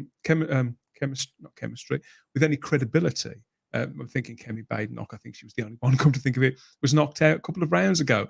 This is the end of the Conservative Party, sadly. I think just fire all MPs and start again, right? I would agree. They're all awful. Everyone, they're all. This is why you've got idiots. This is why you've got idiots, dipshits like Owen Jones, doing his nut now and trying to get Keir Starmer removed as leader of the Labour Party, because everybody can see what's going to happen. Whoever, getting down to these two candidates, Liz Truss and Rishi Sunak, means that the Tories are not going to win the next election with either of those two. It's without question. So the Labour Party The only hope is getting rid of Keir Starmer and replacing with a Corbynite person. That's Right? why so they're going to try and replace him with somebody in that mold to take on, because they know that Conservatives are in a weakened position by having a much weaker leader than a character like Boris Johnson. And don't get me wrong, I'm not a fan of Boris Johnson particularly, and I'm no fan of the current Conservative Party because they're not particularly conservative. But this is a conservative country. Just have somebody Despite tell what the Mr. truth. TARDIS thinks, Mr. TARDIS, this is a conservative country. I'm not saying that everybody votes conservative, but it is a country made up of people with conservative values. That's why it tends to work out this way, that the conservative governments tend to stay in power for longer, because whenever the Labour Party get in, they bankrupt the country. Every single time the pattern repeats. Have you not worked out? He's a very young man. He hasn't noticed. He hasn't bothered going back longer than 5 years. Go and take a look. It's a repeating pattern. And the longer the recession that the last lot caused, the Gordon Brown and Tony Blair, the recession that they caused, that's gone on for far, far longer. So it's only so the Conservatives have had to mop it up for far, far longer to get us back in the black. Okay, if we're talking recession, we'll get back to science fiction in a second. You have to see this. Oh God, is this the definition of the word recession that they've changed on? Oh no! I'm beyond that. I'm beyond that. This is like everybody needs to buy emergency food, and they really need to do it now. Like the things that survivalists have, that in case of nuclear war, you need to buy some, and this is why, right? Spend a few £100, and you might survive. Yeah, check this out. Is it playing? Can you see it? I can't see anything yet, mate. Just black. It's very mysterious. Yeah. It's a bit like that scene from 2001, which makes us the apes. One second. I'm going to try and play it through my laptop. Where is it? Yeah, let's try that. Yeah, I mean, as far as I'm concerned, the Labour Party needs to just collapse on itself, which it's been on the brink of doing for a long time. They need to disappear. They need to self-ignite. Then we may be able to get a serviceable opposition appear out of the flames of that. Again, they're all awful. But here, check this out. This is not that long. Yeah. Food pricing's about to jump too. Okay, calves and babies are just now being born. Keep that in mind. So the cost to raise them hasn't hit yet. This bale of hay last year was $4. Bag of grain last year was $6. This trunk full in here last year would have cost me $14. Today, $20 for a bale of hay, $18 for a bag of grain. I got 2 bales in here. It's $58 worth of food. Just my goats and my horses, 2 days. That's it. Wait until the prices catch up with your slaughter market when we start rendering animals in the fall. Prepare for $17 a pound chicken, $25 a pound bacon, $30, $40 a pound beef. It is coming. It's not a joke. Please be cautious. Please prepare. Seriously, she's not wrong. And she knows what she's talking about. Plus, we got all of Europe telling our farmers not to farm. And if they complain about it, they send the police in to beat them to senseless. Obviously, it's great. I'm not on TikTok myself, but sometimes when I see things like that, I think maybe I should join. A very clear message from somebody who knows what they're talking about, rather than these gaslighting pricks on Twitter who are about 20 years old. Right. So it's that is going on. Fine. Have you seen the new Star Wars trailer? I haven't. Is it good? This is for Andor, is it? Actually, it's surprisingly good. I thought the last trailer was quite good, and believe me, I was surprised. I had no enthusiasm for that show at all. Oh, it was awful. But here, let's. Where is it? Not She-Hulk. I've been meaning to look at that trailer. Right here, Andor. There you go. Let's see if this works. Oh. So I quite like this period. I like the period between what's it called again? Not Attack of the Clones. Revenge of the Sith. Is it Revenge of the Sith and Star Wars? I like that period. I like the Mandalorian period. I think they're both interesting.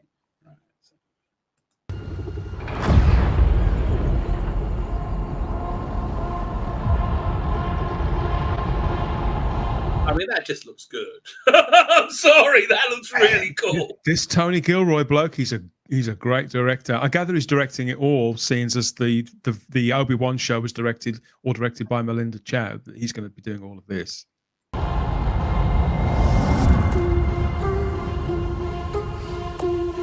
To steal from the Empire? You just walk in like you belong. They're so proud of themselves. So fat and satisfied. They can't imagine that someone like me would ever get inside their house.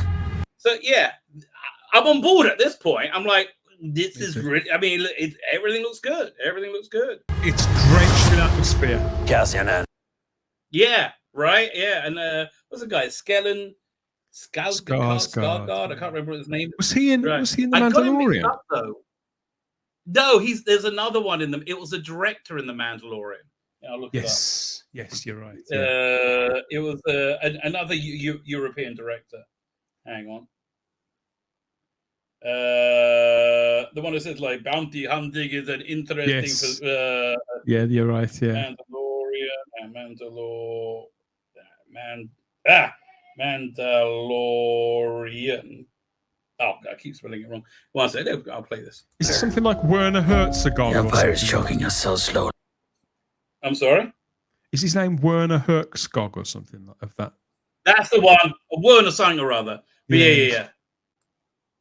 By the way, I do like the we just go back at the Stormtroopers somewhere between the Clone Wars and Star Wars. The Empire you can is choking just see, you're right. There's the middle ground there, which I quite like. us so slowly.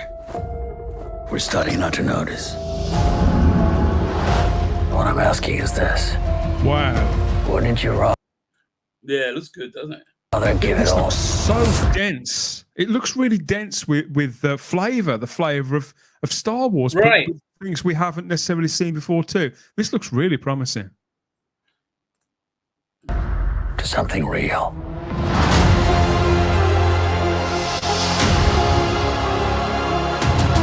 Also, it doesn't look like it's entirely shot on that insanely expensive set with the LCD screen background. Which, oh my God, Obi-Wan Kenobi, that really suffered from it. It looks I agree. so cheap. I need all the heroes I can get. For the greater good. Call it what you will. Let's call it war. Yes, bit so Guerrero action. Brilliant. I didn't know Forrest was in this. I love him. I'd watch that bloke in anything anyway. But you know what? The best thing Disney has done so far has been Rogue One, right? And it wasn't a perfect movie. Still, by far the best thing is Rogue One and The Mandalorian. Okay, so it's the play button. There you go.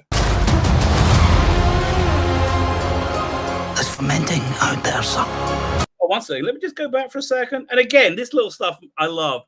Was it Clone Wars dropships, right? So I love it's right between the two eras. It's fermenting out there, son. Pockets of fermenting. You're in my net. Are you a fish? Or are you a thief? Yeah, and honestly, in theory, I don't mind the diversity of and both the rebellion and the Federation, and the Empire, insanely diverse organizations like age, sex, gender, skin color means nothing to either of them, which I'm quite impressed with, right? It seems so to me, but to be fair, it did seem that way in the original trilogy to me too, and particularly with all the British accents that we heard in that. Right, and you're slipping. Yeah, go back. What was that? Yeah, I think she looks fantastic, right? I think it's got a real nice cold air about it. Yeah, wonderful aesthetic to the whole thing. I don't know who any of these actors are or these new characters. I haven't read the blurbs or anything really. So this is. You know what? I want to go in completely unspoiled. I think me as too. unspoiled as possible. Are you a fish? Or are you a thief? You're slipping. I'm not slipping. I've just been hiding for too long. I mean, he looks great in this Stellan Skarsgård. I mean, he's great in everything, generally speaking. But he really fits into this.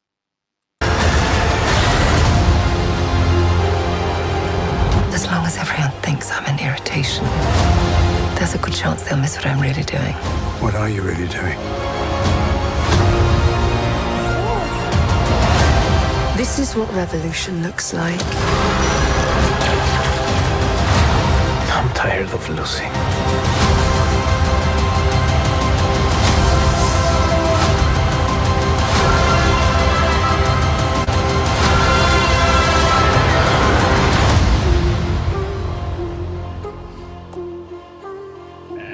I hope it's as good as that looks, right? That looks really good. Yes, totally down for this. I don't know how much creative freedom that Tony Gilroy's had. I understand that it's a finite project, that they're just going to make 2 seasons of this, and that it's going to slot perfectly into that time period. And to me, that looks like it looks like it's Star Wars, but it's got its own identity. I'm still stoked for this. Right. Here, let me pull up this other thing then. 1 second. So there is a negative story, but again, I think it's much the same as the Russell T Davies story. Where is this? Yeah, I think I heard a whisper about it, but I couldn't. I think I heard it like second or third hand, so I'd be interested to know what you think. Spoilers. What's this rumor? Spoilers from the Flash test screen indicate Supergirl is the replacement for Henry Cavill's Superman DC. No, not anymore. Listen, now they can. I'd be amazed if the Flash sees the light of day now as well. Yeah, and they put a ton of money into. I forgot that had Michael Keaton in it. Right? They put the and they're showing Everybody's forgot, mate. Everybody's forgotten. They are making a complete hash of it all. Yeah. Anyway, so we have this story. Fiona Shaw describes the new Star Wars series Andor as a great scurrilous take on the Trumpian world. What? Affluent with world peace. Much happier than this world. I don't think so. Says showrunner created a whole new Yeah, look, a veteran actor says fucking stupid thing.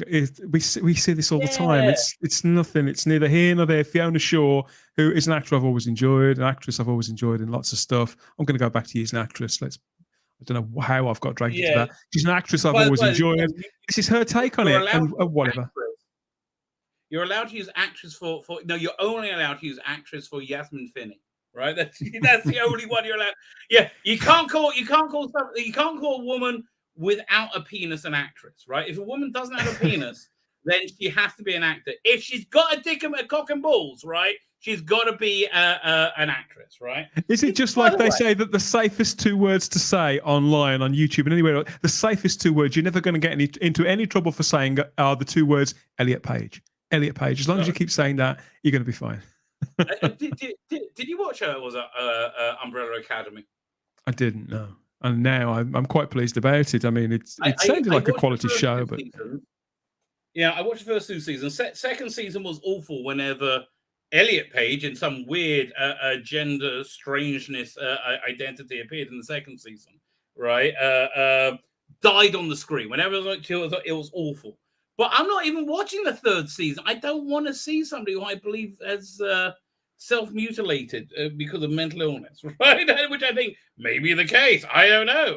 Yeah, I wish Elliot Page well. Of course I do. But I never particularly rated him, whoever. I never particularly rated either of them. So I'm not going to. Somebody like that. He's not going to make me want to watch anything. And she didn't either. It's very mediocre talent in my view, but whatever. Yeah. May I ask you, do you have a show coming up today, or when's your next stream? I don't. But we did drop this yesterday, and we had.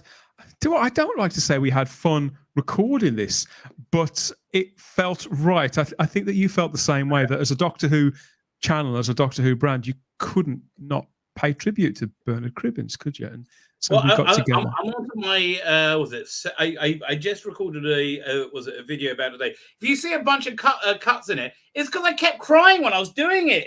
When I'm reading all these eulogies. So it keeps kind of like I can't like I got to cut those bits out. But it was like that.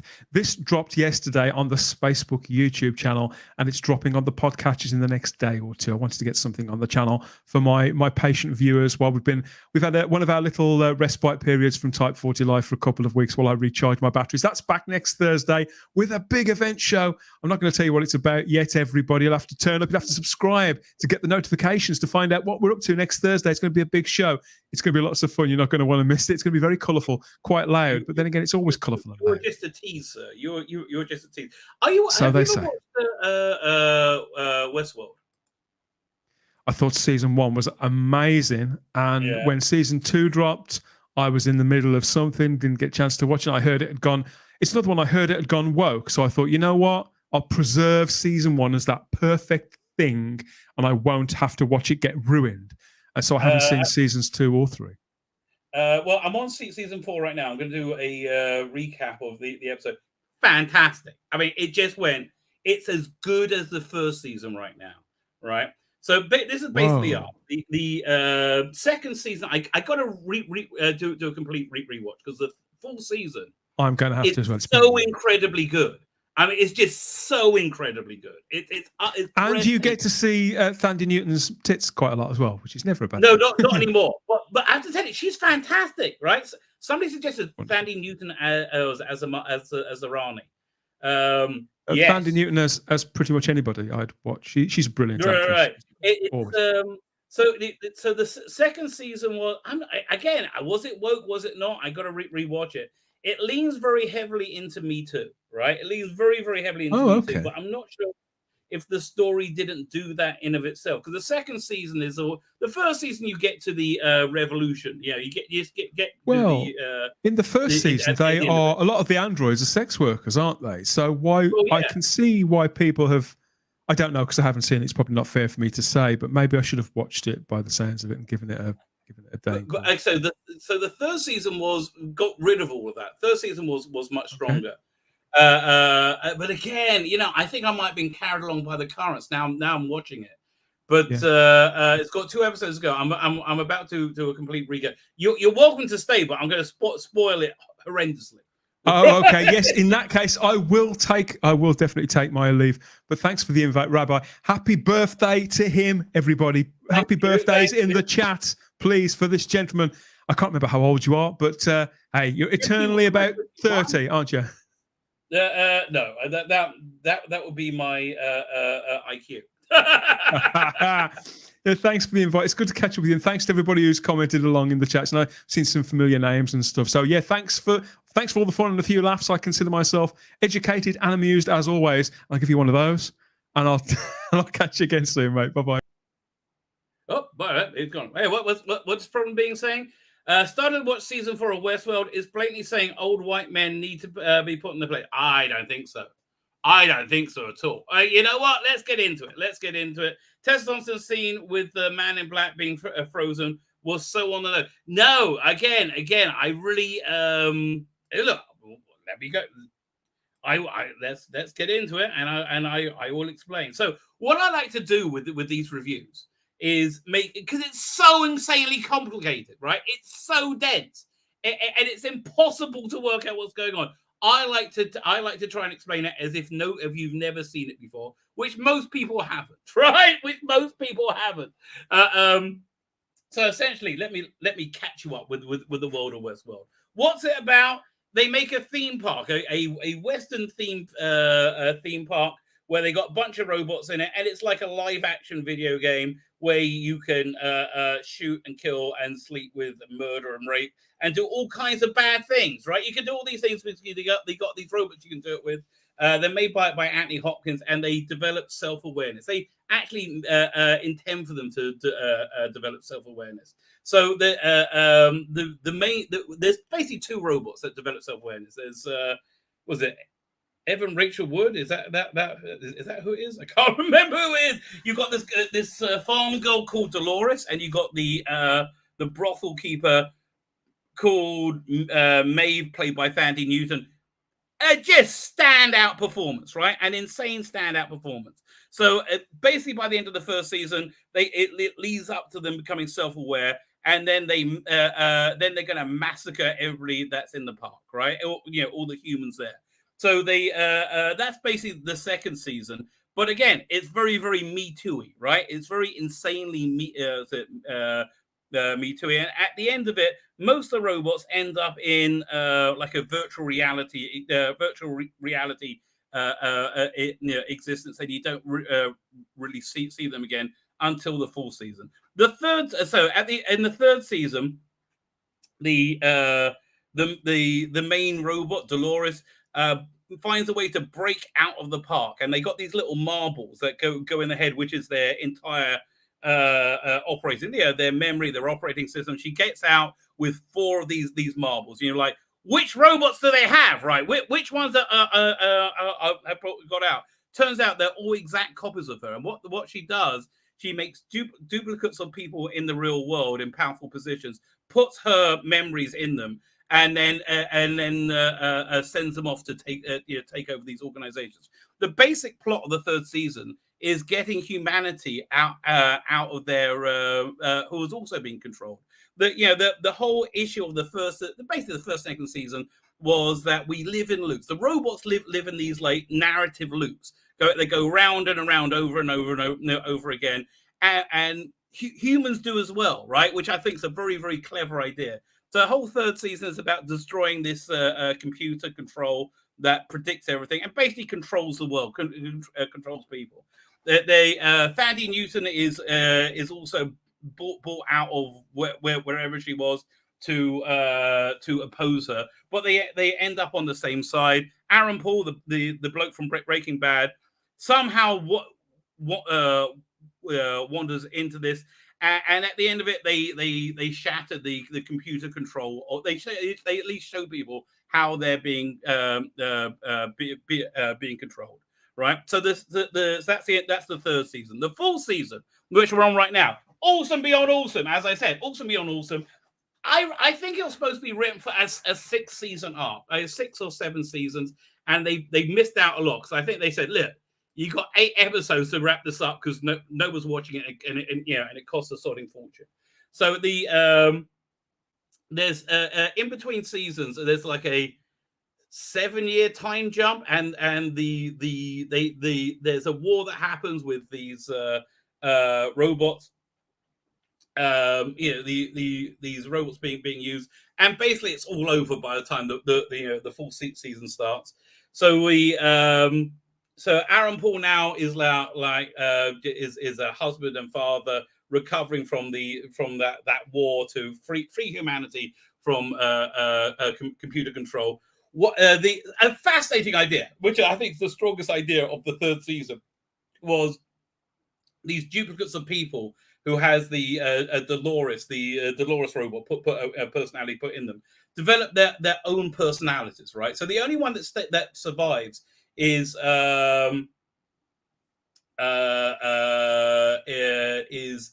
Tessa Thompson, which is unfortunate because she's not great. Tessa Thompson, her acting style is one style fits all, right? Okay, I can act like Tessa Thompson. Can you do anything else? No. I can just do Tessa Thompson, but I can do that. Well, I would say, but Tessa Thompson's kind of mediocre at the best of times. There's only one Westworld. The 1973 film says Sally Wagon Black. I would agree with you before this season, right? It's got a strong finish, right? It's been a fantastic season. So the few intelligent robots that are left in the world are in complete hiding. And you have the bad guy, the man in black. What's he called again? What's that actor's name? Yeah, 1 second. If I let me Google Westworld cast. World cast.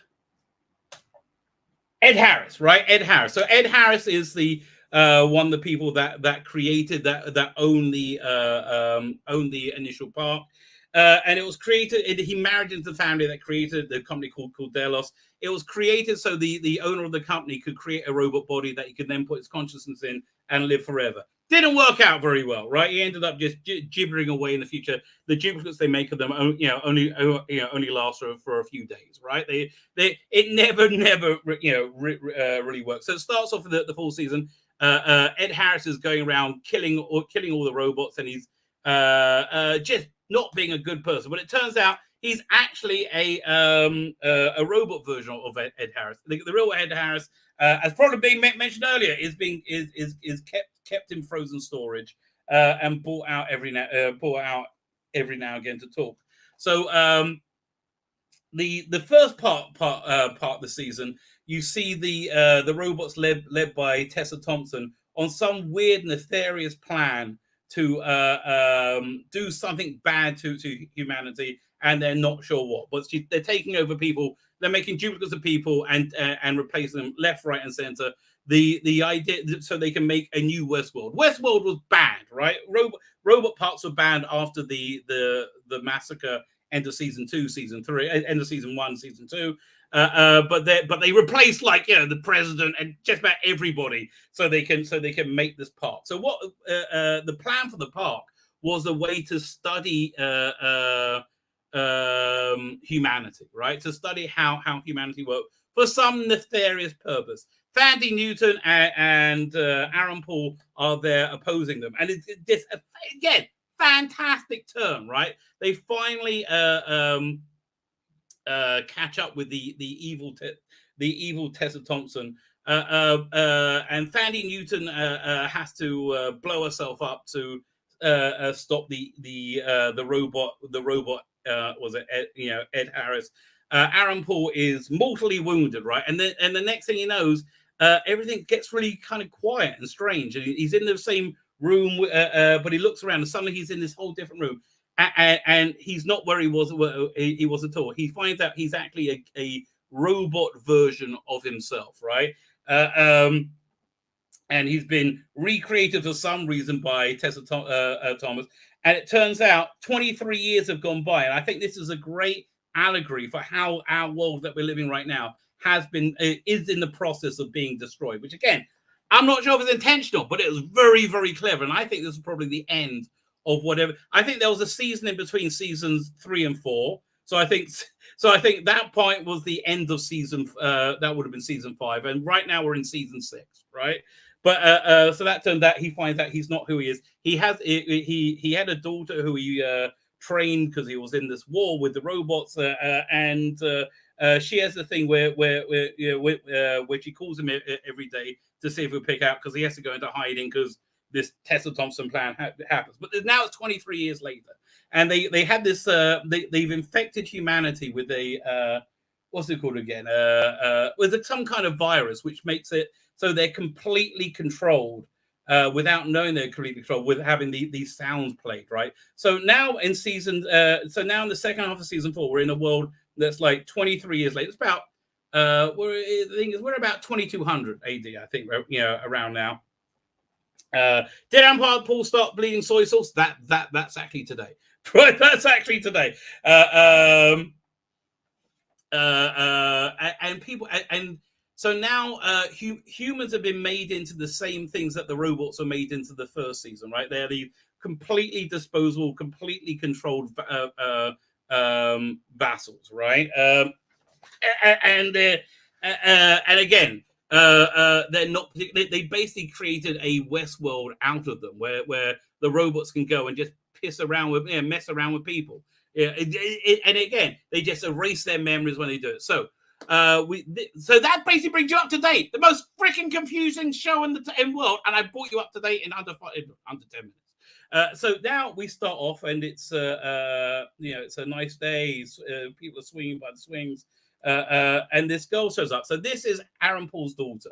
We know this is after Aaron Paul was killed. He was killed again, and then brought back as a robot 23 years later. But this is her when she's young, so we know this is at an earlier point in time. And there's a boy there. There's some people the control doesn't work on. She says, "You're here because your sister used to play here, but now your parents don't think she ever existed, and only you can remember her, right? If you want to know what happened to her, come with me." It's like, what the hell? You can have to come with me. And they go and they meet, and this is Aaron Paul's wife and a mother, and said, we got to get you out of here. You're one of the few outliers. So they start walking out, and then on the tablet they notice they say potential breach has been detected, which is not good news for them, right?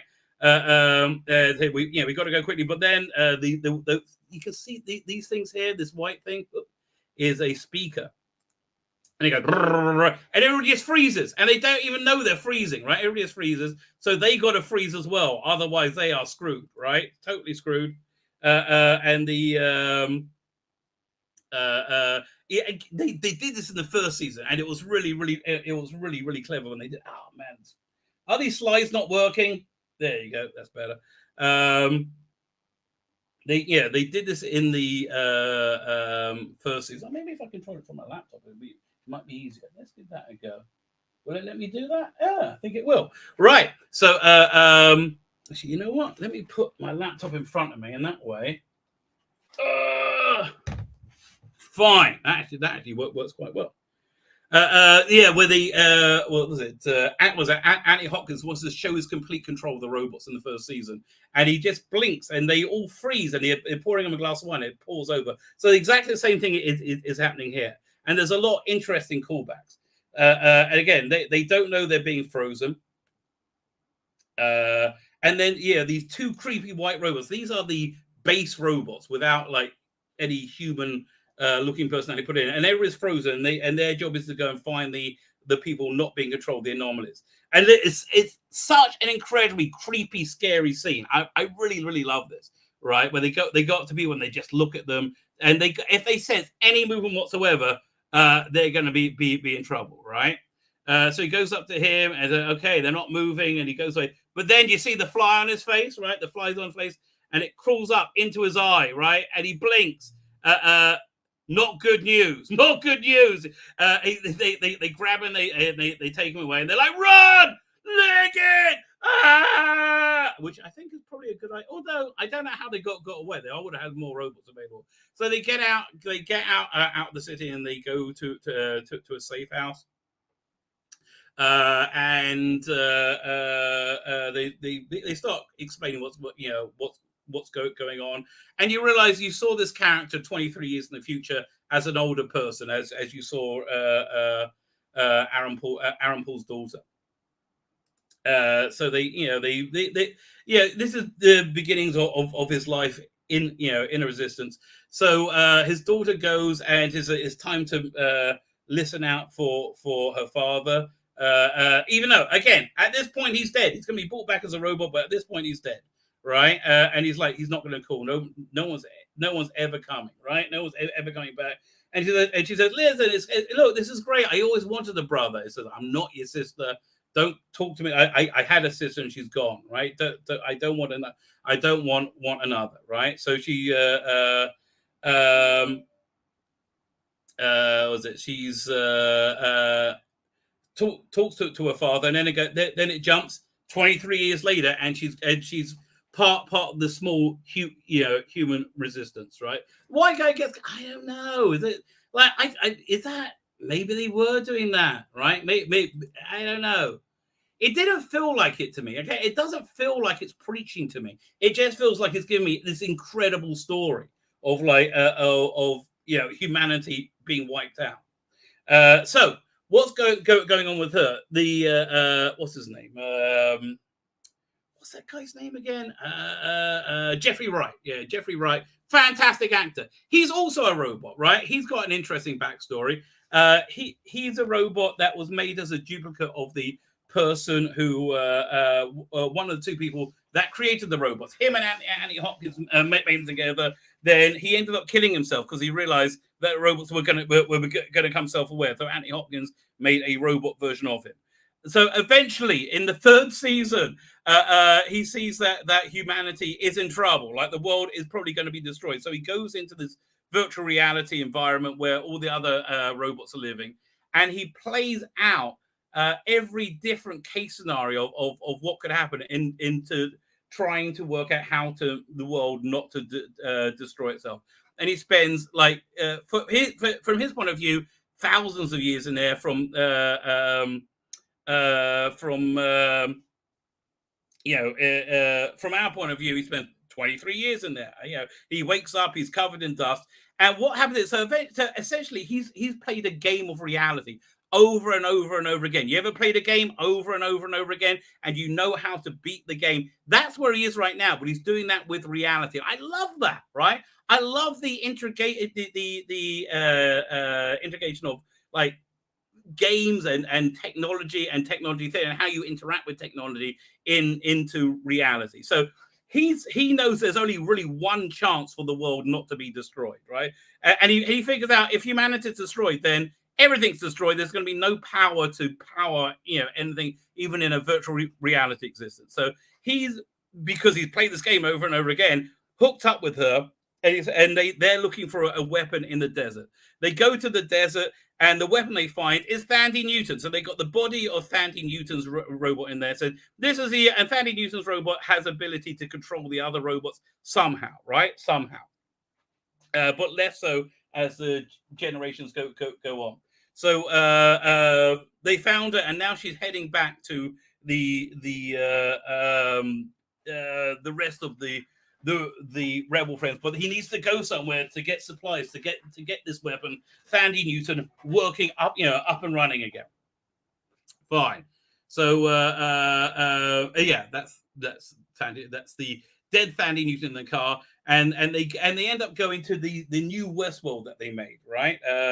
So again, he's like, yes, I know this place. So then we get the titles. I love the titles. I even like the music of the titles, right? And now I kind of understand what they're doing with this story.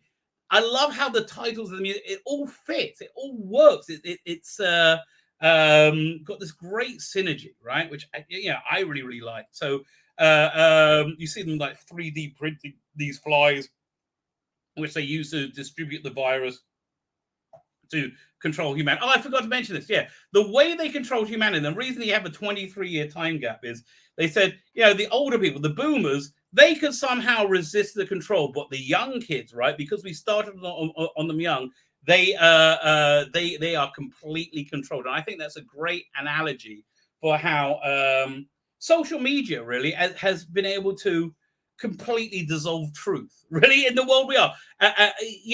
We live in a world where we're completely divided, and both sides of the divide are saying the other side is trying to destroy democracy. It's an attack on democracy. Like, I genuinely believe, that the Biden side of the world are looking to destroy democracy, and the people on the other side genuinely believe Trump was trying to destroy democracy. We both believe it fervently, right? And I think that's because of social media conditioning. And I think that, and I don't know if that was their intention, but that's in the analogy I'm taking out of it, which I liked a lot, right? But again, and another great bit of symbolism they've had going through the entire season was the Western self-playing piano, right?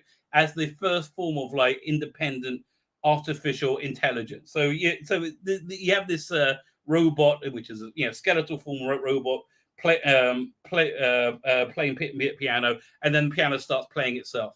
So then I haven't really worked out what the symbolism of this is yet. I'm looking forward to getting to the end of the season, so I know what they're talking about. You have all these people in these are separated in these glass tubes on fire, right? I don't know what this means, right? How we're disconnected. I'm assuming it's going to make sense in the next couple of weeks. So yeah, Westworld, that's where we are. Fine. So then we open up. It's a dream sequence with Aaron Paul walking with his daughter. This is actually kind of interesting because Thandie Newton, who is his partner through this, had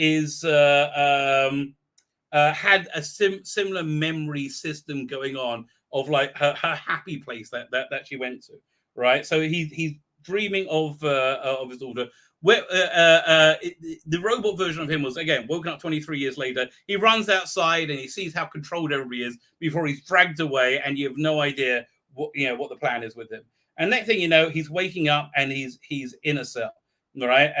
And Tessa Thompson is there. Tessa Thompson, one acting style fits all. Well, I feel bad for Tessa Thompson. Like, she's acting against Aaron Paul, who is a class act, right? Aaron Paul knows knows how to act. It knows how to emote, knows how to have real authenticity in it. But I guess as Tessa Thompson's playing a robot, right? It's kind of works, right? It kind of works. So she wants to know, just before he died, he was able to resist his control. But what's really going on is this: resist the computer control. What's really going on is the you have these outliers who break out of the robot's control, right? These humans are able to think, and there's a kind of a game where the robots can then go and hunt them down and kill them. But if they talk to these outliers, oh, dude, brother, Quiet Storm is saying you're harsh on JNT. You're allowed. Sorry for the sidebar. Don't feel bad. You're allowed to not like something. It's okay. It's fine. It's fine. Genuinely, don't feel bad that you didn't like it. A lot of it was shit. Okay, we agree. A lot of it was shit. Anyway, I digress. So when the robots talk to these outliers, these humans are broken out. Within 48 hours, the robots then kill themselves, right? And they're trying to work out how to. She's trying to work out what's going on, and that's why she's brought was it Aaron Paul back, and he's in the cell. He's like, yeah, and so she wants to know how he resisted the control. He says at the time he said, because I got something that I got something that you can't, you don't have, and she wants to know what that is. He's like, I'm never ever going to tell you. Right, I'm never. Look again. That's so Tessa Thompson acting just now. 1 second. Tessa Thompson emoting. Tessa Thompson happy. Tessa Thompson sad. I don't get it. She is so out of place in this series, right? She's so crazily out of place. But again, as the villain, I think she's pretty good, right? So she's like, she wants to know why. She locks him in. And then she turns the opaqueness off on the cell walls, right? And he says, and he's like, "You're going to find out what's going to happen." Meanwhile, we got Jeffrey Wright and Aaron Paul's now grown-up daughter arriving in the ruins of Westworld, along with some other the Webbles, right? And they bring Thandie Newton out, the weapon Thandie Newton out. Way. And he says, and because he knows this environment, he says, "Look, I used to work here. I was one of the people that created the robots," which is kind of true, right? So he knows that. So he has to go there to get supplies. And I like how completely I always like the post-apocalyptic feel, right? I do like the post-apocalyptic feel.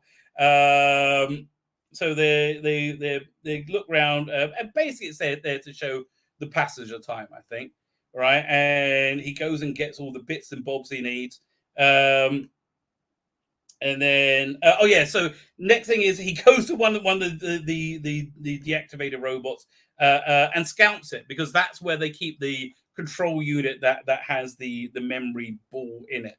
Right, and he pulls it out again. I quite like this, and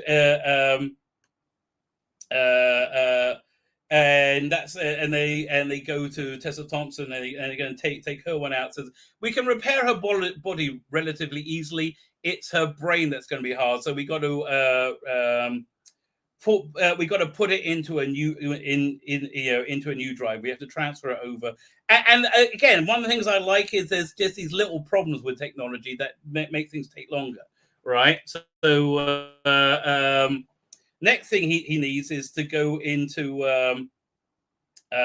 reformat the chip. He said, so the original Westworld, they had a way. It was all about mapping how the human brain works to make better digital people, make better robots. So they said they had this in the initial one. They had inside the hats were, and this is the first time you're finding out of it. You had inside the hats the thing that records human emotions, human reasoning, right? And it kind of ties into like when you went to Westworld, you decided either be black hat or white hat, and it was the worst part of humanity informed the robots, which is why they eventually ended up enslaving and being terrible to humanity. So, that didn't give them enough data for Tessa Thompson to take over the world. They needed a much more quicker and intense form of data. So they came up with a new system, and they put it in every room in Westworld. And it's a way where something that people couldn't help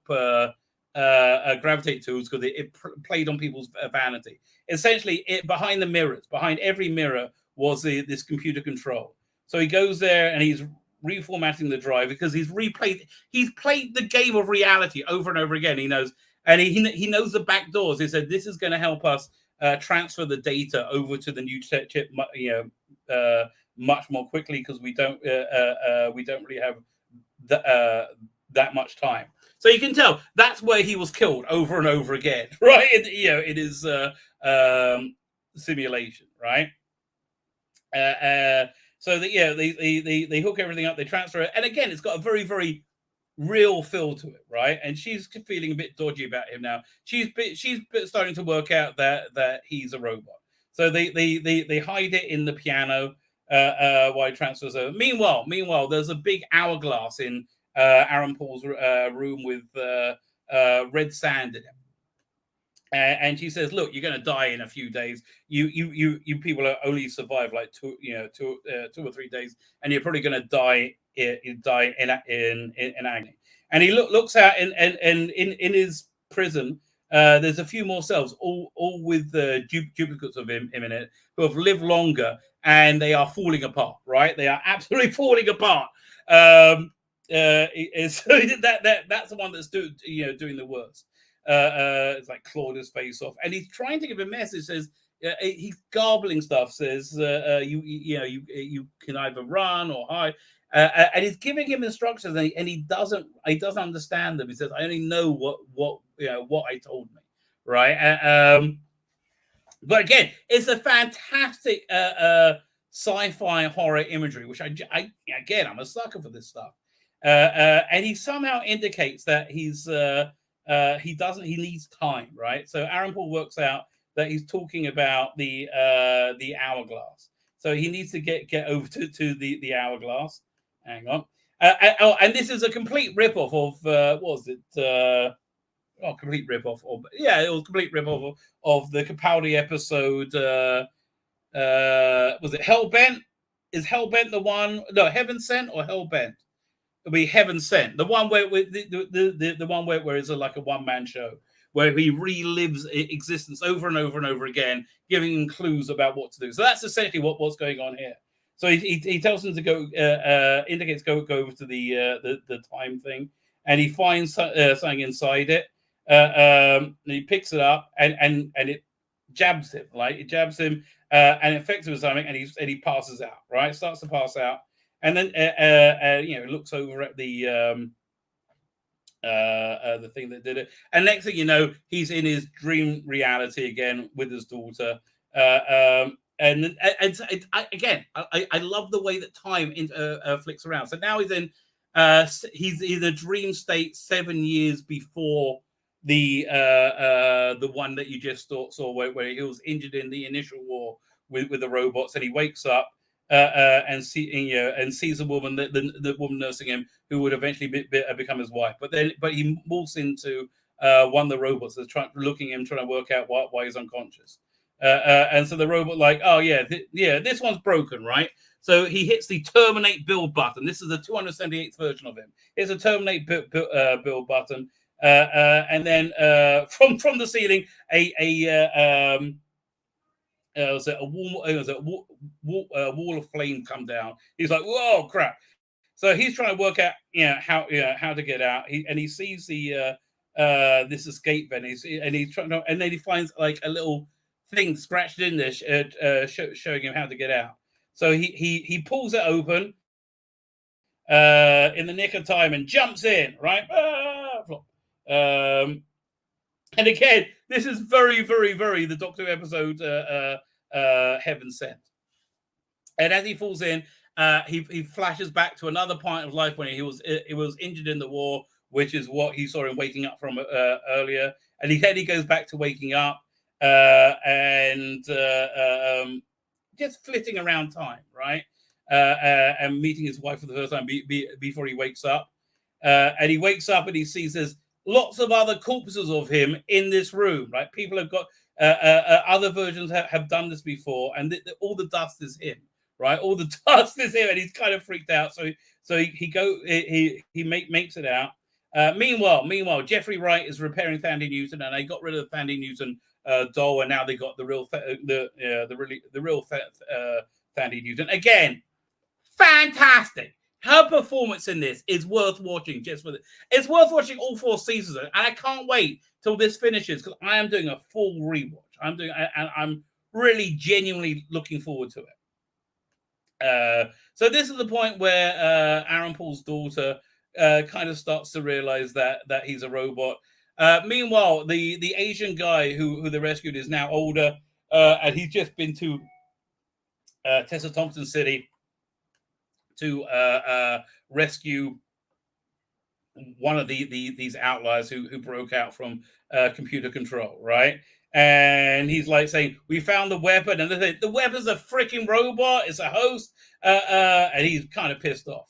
He says no, because the robot that Thandie Newton was with her father when he died, so she wants to know what happened to him. She's driven by that and is obsessed by that. And then she says, and this guy's a robot, and proves it by shooting Jeffrey Wright.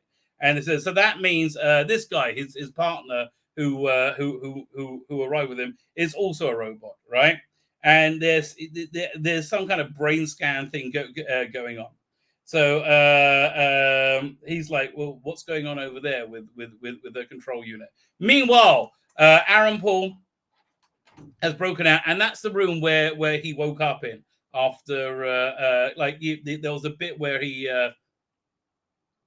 relived his death. And then he woke up there with Thandie Newton. You see, one of these robots is making the next version of him, right? Because they just want to find out what's going on. So he notices a handprint that a few, earlier version of him left on the wall, which basically tells him which way to go, right? So he's left a little map for himself, and he gets it. He finds his wedding ring and tries to find a weapon to deal with that big white robot.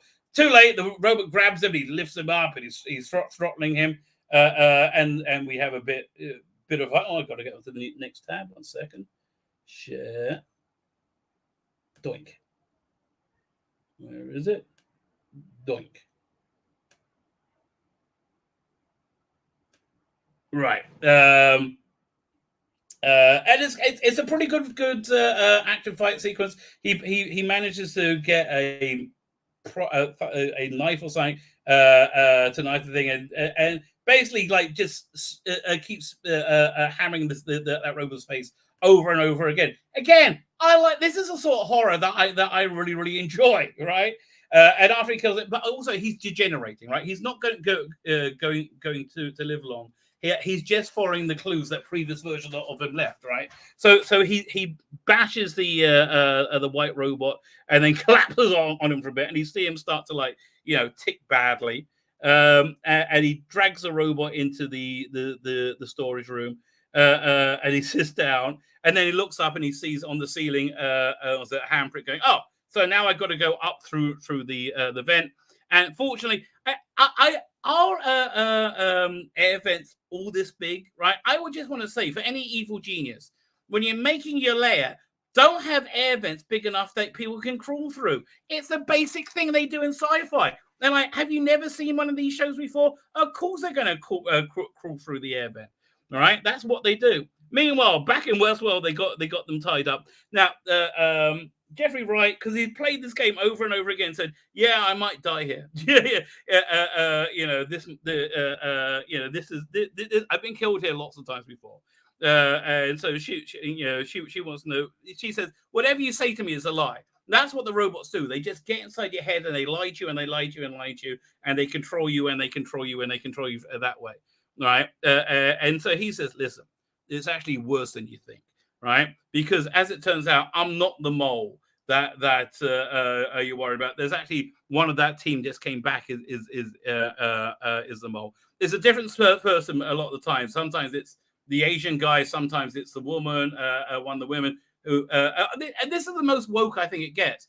She has a girlfriend, right? I'm like, okay, she's gay, fine. She grew up without a father. I can kind of, I'm not that bothered by it, right? Sometimes it's even Stubbs over here, his friend. He's like, why do you keep dropping me in this shit? What did you like? What like you just said I might be evil, and she might kill me now. This is not good news for me.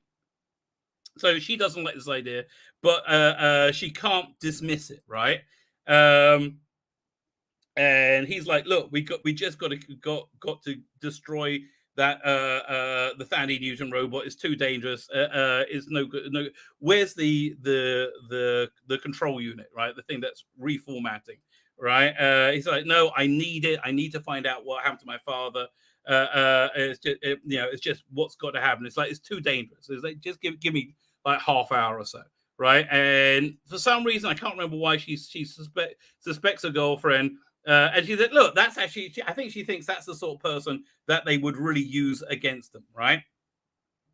Oh, and we know, I forgot to mention, when Tessa Thompson's talking to Aaron Paul, he's like saying, my daughter's alive. I know my daughter's still alive in the future. So, yeah, but not for long, because I know I've sent somebody to kidnap her, right? So that basically confirmed that there's a bad guy there. So she thinks it is her. She locks her in there. Meanwhile, Tessa Thompson's talking to one of the other robots from the original Westworld, and they're trying to work out why the robots are killing themselves. Why they're called hosts? Why are they killing themselves after they meet with outliers? She says, "Yeah, listen, I like to." She lives in the city all the time. And he said, "Yeah, but I never talk to the outliers. I like to talk to the sheep. I like to play with them, right? That's what I like to do.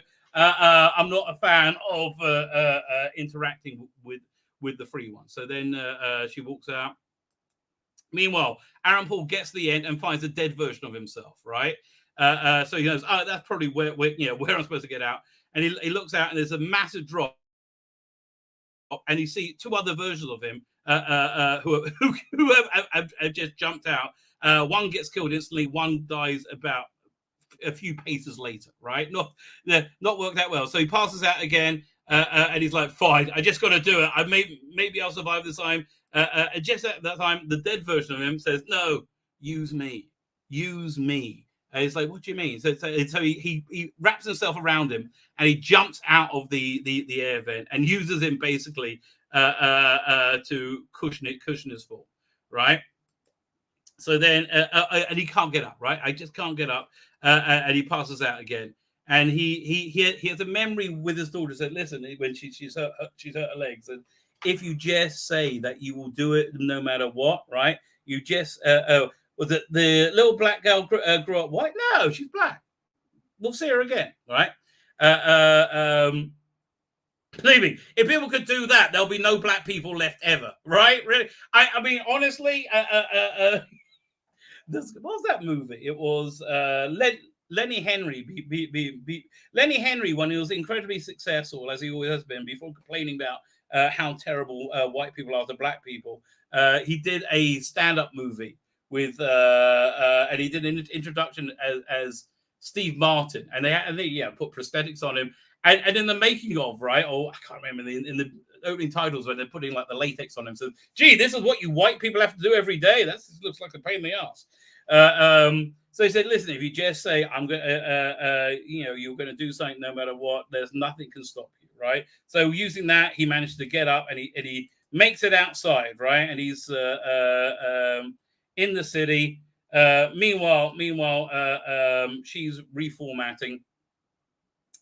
About to wake up again, and the Asian guy from the beginning shows up, and he's like, "Look, this is too dangerous. We can't do this, right? We absolutely can't do this." And they have an argument, and she realizes he's a robot because he's trying to destroy her, right? She's trying to destroy Thandie Newton because she's a genuine, a genuine threat, right? So then, you have a little flashback to him being captured and taken over by the robot version of him. Again, nice little fight. She fights back nicely. And I have to tell you, this is so different from the Kenobi thing where it had, what was the name? you had this tiny little, she's a famous actress, woman being taken away by stormtroopers, and she does, and she manages to beat off the two stormtroopers. This looks like a real fight, right? This looks like credible to me. You know, it doesn't look, it doesn't look forced or silly, which it might be woke, but it just seems to be not to me, right? It just seems like that it's not that. So she wants to make it to the gun, but they basically have a bit of a standoff. Aaron Paul's starts to set this thing up to send a message to daughter. This is so she's been waiting to hear this message for 2.5 decades, near enough, right? And it's basically an apology saying, look, I can't, it's going to be you. You're going to have to be the one to win this war. I'm about to die. I can't do it. I'm sorry. I've been gone for so long. And it's a real heartfelt apology, right? So all of a sudden, boom, the radio comes on, and she hears a message. She's like, and again, she's been waiting for this for years. So she uses the distraction to grab the gun and shoots him, but I guess you got to get him in the head, and she keeps shooting him and misses him. And then she runs out of bullets. And she said, "Where's the pole? Where is the thing that goes in Sandy Newton's control unit? Where is it?" She says, "I stashed it. I stashed it and hid it." So where? He says, "Right behind you." So he turns around, and all of them, boom! Somebody stabs him in the forehead, killing him. And it's Sandy Newton. So between scenes, she must have put the control unit in him. And she realizes that she's alive. She says, "Who are you?" Said, "Oh, yeah, I'm Aaron Paul's daughter." As well, of course you are, right? Of course you are. So then Tessa Thompson meets up with him, saying, "I set the whole thing up. I'm the person who did this, and I set it up so I'd find out what it was that you would say to your daughter, right? What was his big secret?" And it was nothing. It was just an apology. And he says, "We're still going to win, right? We're still going to, she's going to beat you." And she just snaps his neck, right? Even though the robot version snaps his neck. And she goes out, and it looks like she's considering suicide. Did she talk to? Oh no, he tells her, "You know why your robots are killing themselves?" This is quite important plot point. You know why they're killing themselves is because you have complete control of them. They don't want to live in your world, right? They don't want to live in this controlled world that you created. You're as much as a person creating a loop as any other. And it freaks her out, right? And this old injury that she got, which she retained for some reason, starts bleeding, right? So Sandy Newton said, "Fine, well, I guess we got to go and take. I guess we got to go and defeat Tessa Thompson then." Meanwhile, the servitor robot erases the arrow that he thought he drew on. He didn't draw on the arrow. It was actually Tessa Thompson doing the whole thing as part of the control. And she says, "Let's just get rid of all these Aaron Paul ones." And they start making a new version, right? A new version, a 3D prints. And this is the position he was in when he woke up, right? Right now he's reliving his death. Right until she says, wake up, which is what she says. She says, wake up, Caleb. Right? He wakes up, and you realize that at some point, Sandy Newton and his daughter are all going to meet up. End of episodes. Only 2 more episodes ago, the entirety of humanity, is on stake. Is it woke? Is it not woke? I really don't think it is woke. I really don't. I just think it's pretty darn good storytelling, right? I really do. I'm really excited to see where it's going to go. They only got 2 more episodes to wrap it up. I do think, again, it was 6 seasons, and they basically took seasons. Season 4 is basically season 4, 5, and 6. Season 4 was the season in between season 3 and 4, and it ended. So season 4 was actually season 5, ended in the middle, and right now we're in season 6. I think they're knocking out the park. I genuinely do. Strong recommend, even though I spoiled the crap out of it. It's totally worth it, right? It's totally worth it. Fine. Oh, man, 9:35. I think it's time for me to have something to eat. Like, share, subscribe. All those things are good. Sign up my Substack. Sign up my paid Substack. Or just send me gold bars. Look, the apocalypse is coming. Why worry? You don't need your money. The apocalypse is going to be here any day. Just give it to me. I'll look after it for you. It's bound to work out okay. If you choose to do that, I'm not going to stop you. Fine. With that, I'm going to hit the end broadcast button. Thank you all for joining me tonight. Thank you for the mods. Thank you, everybody, for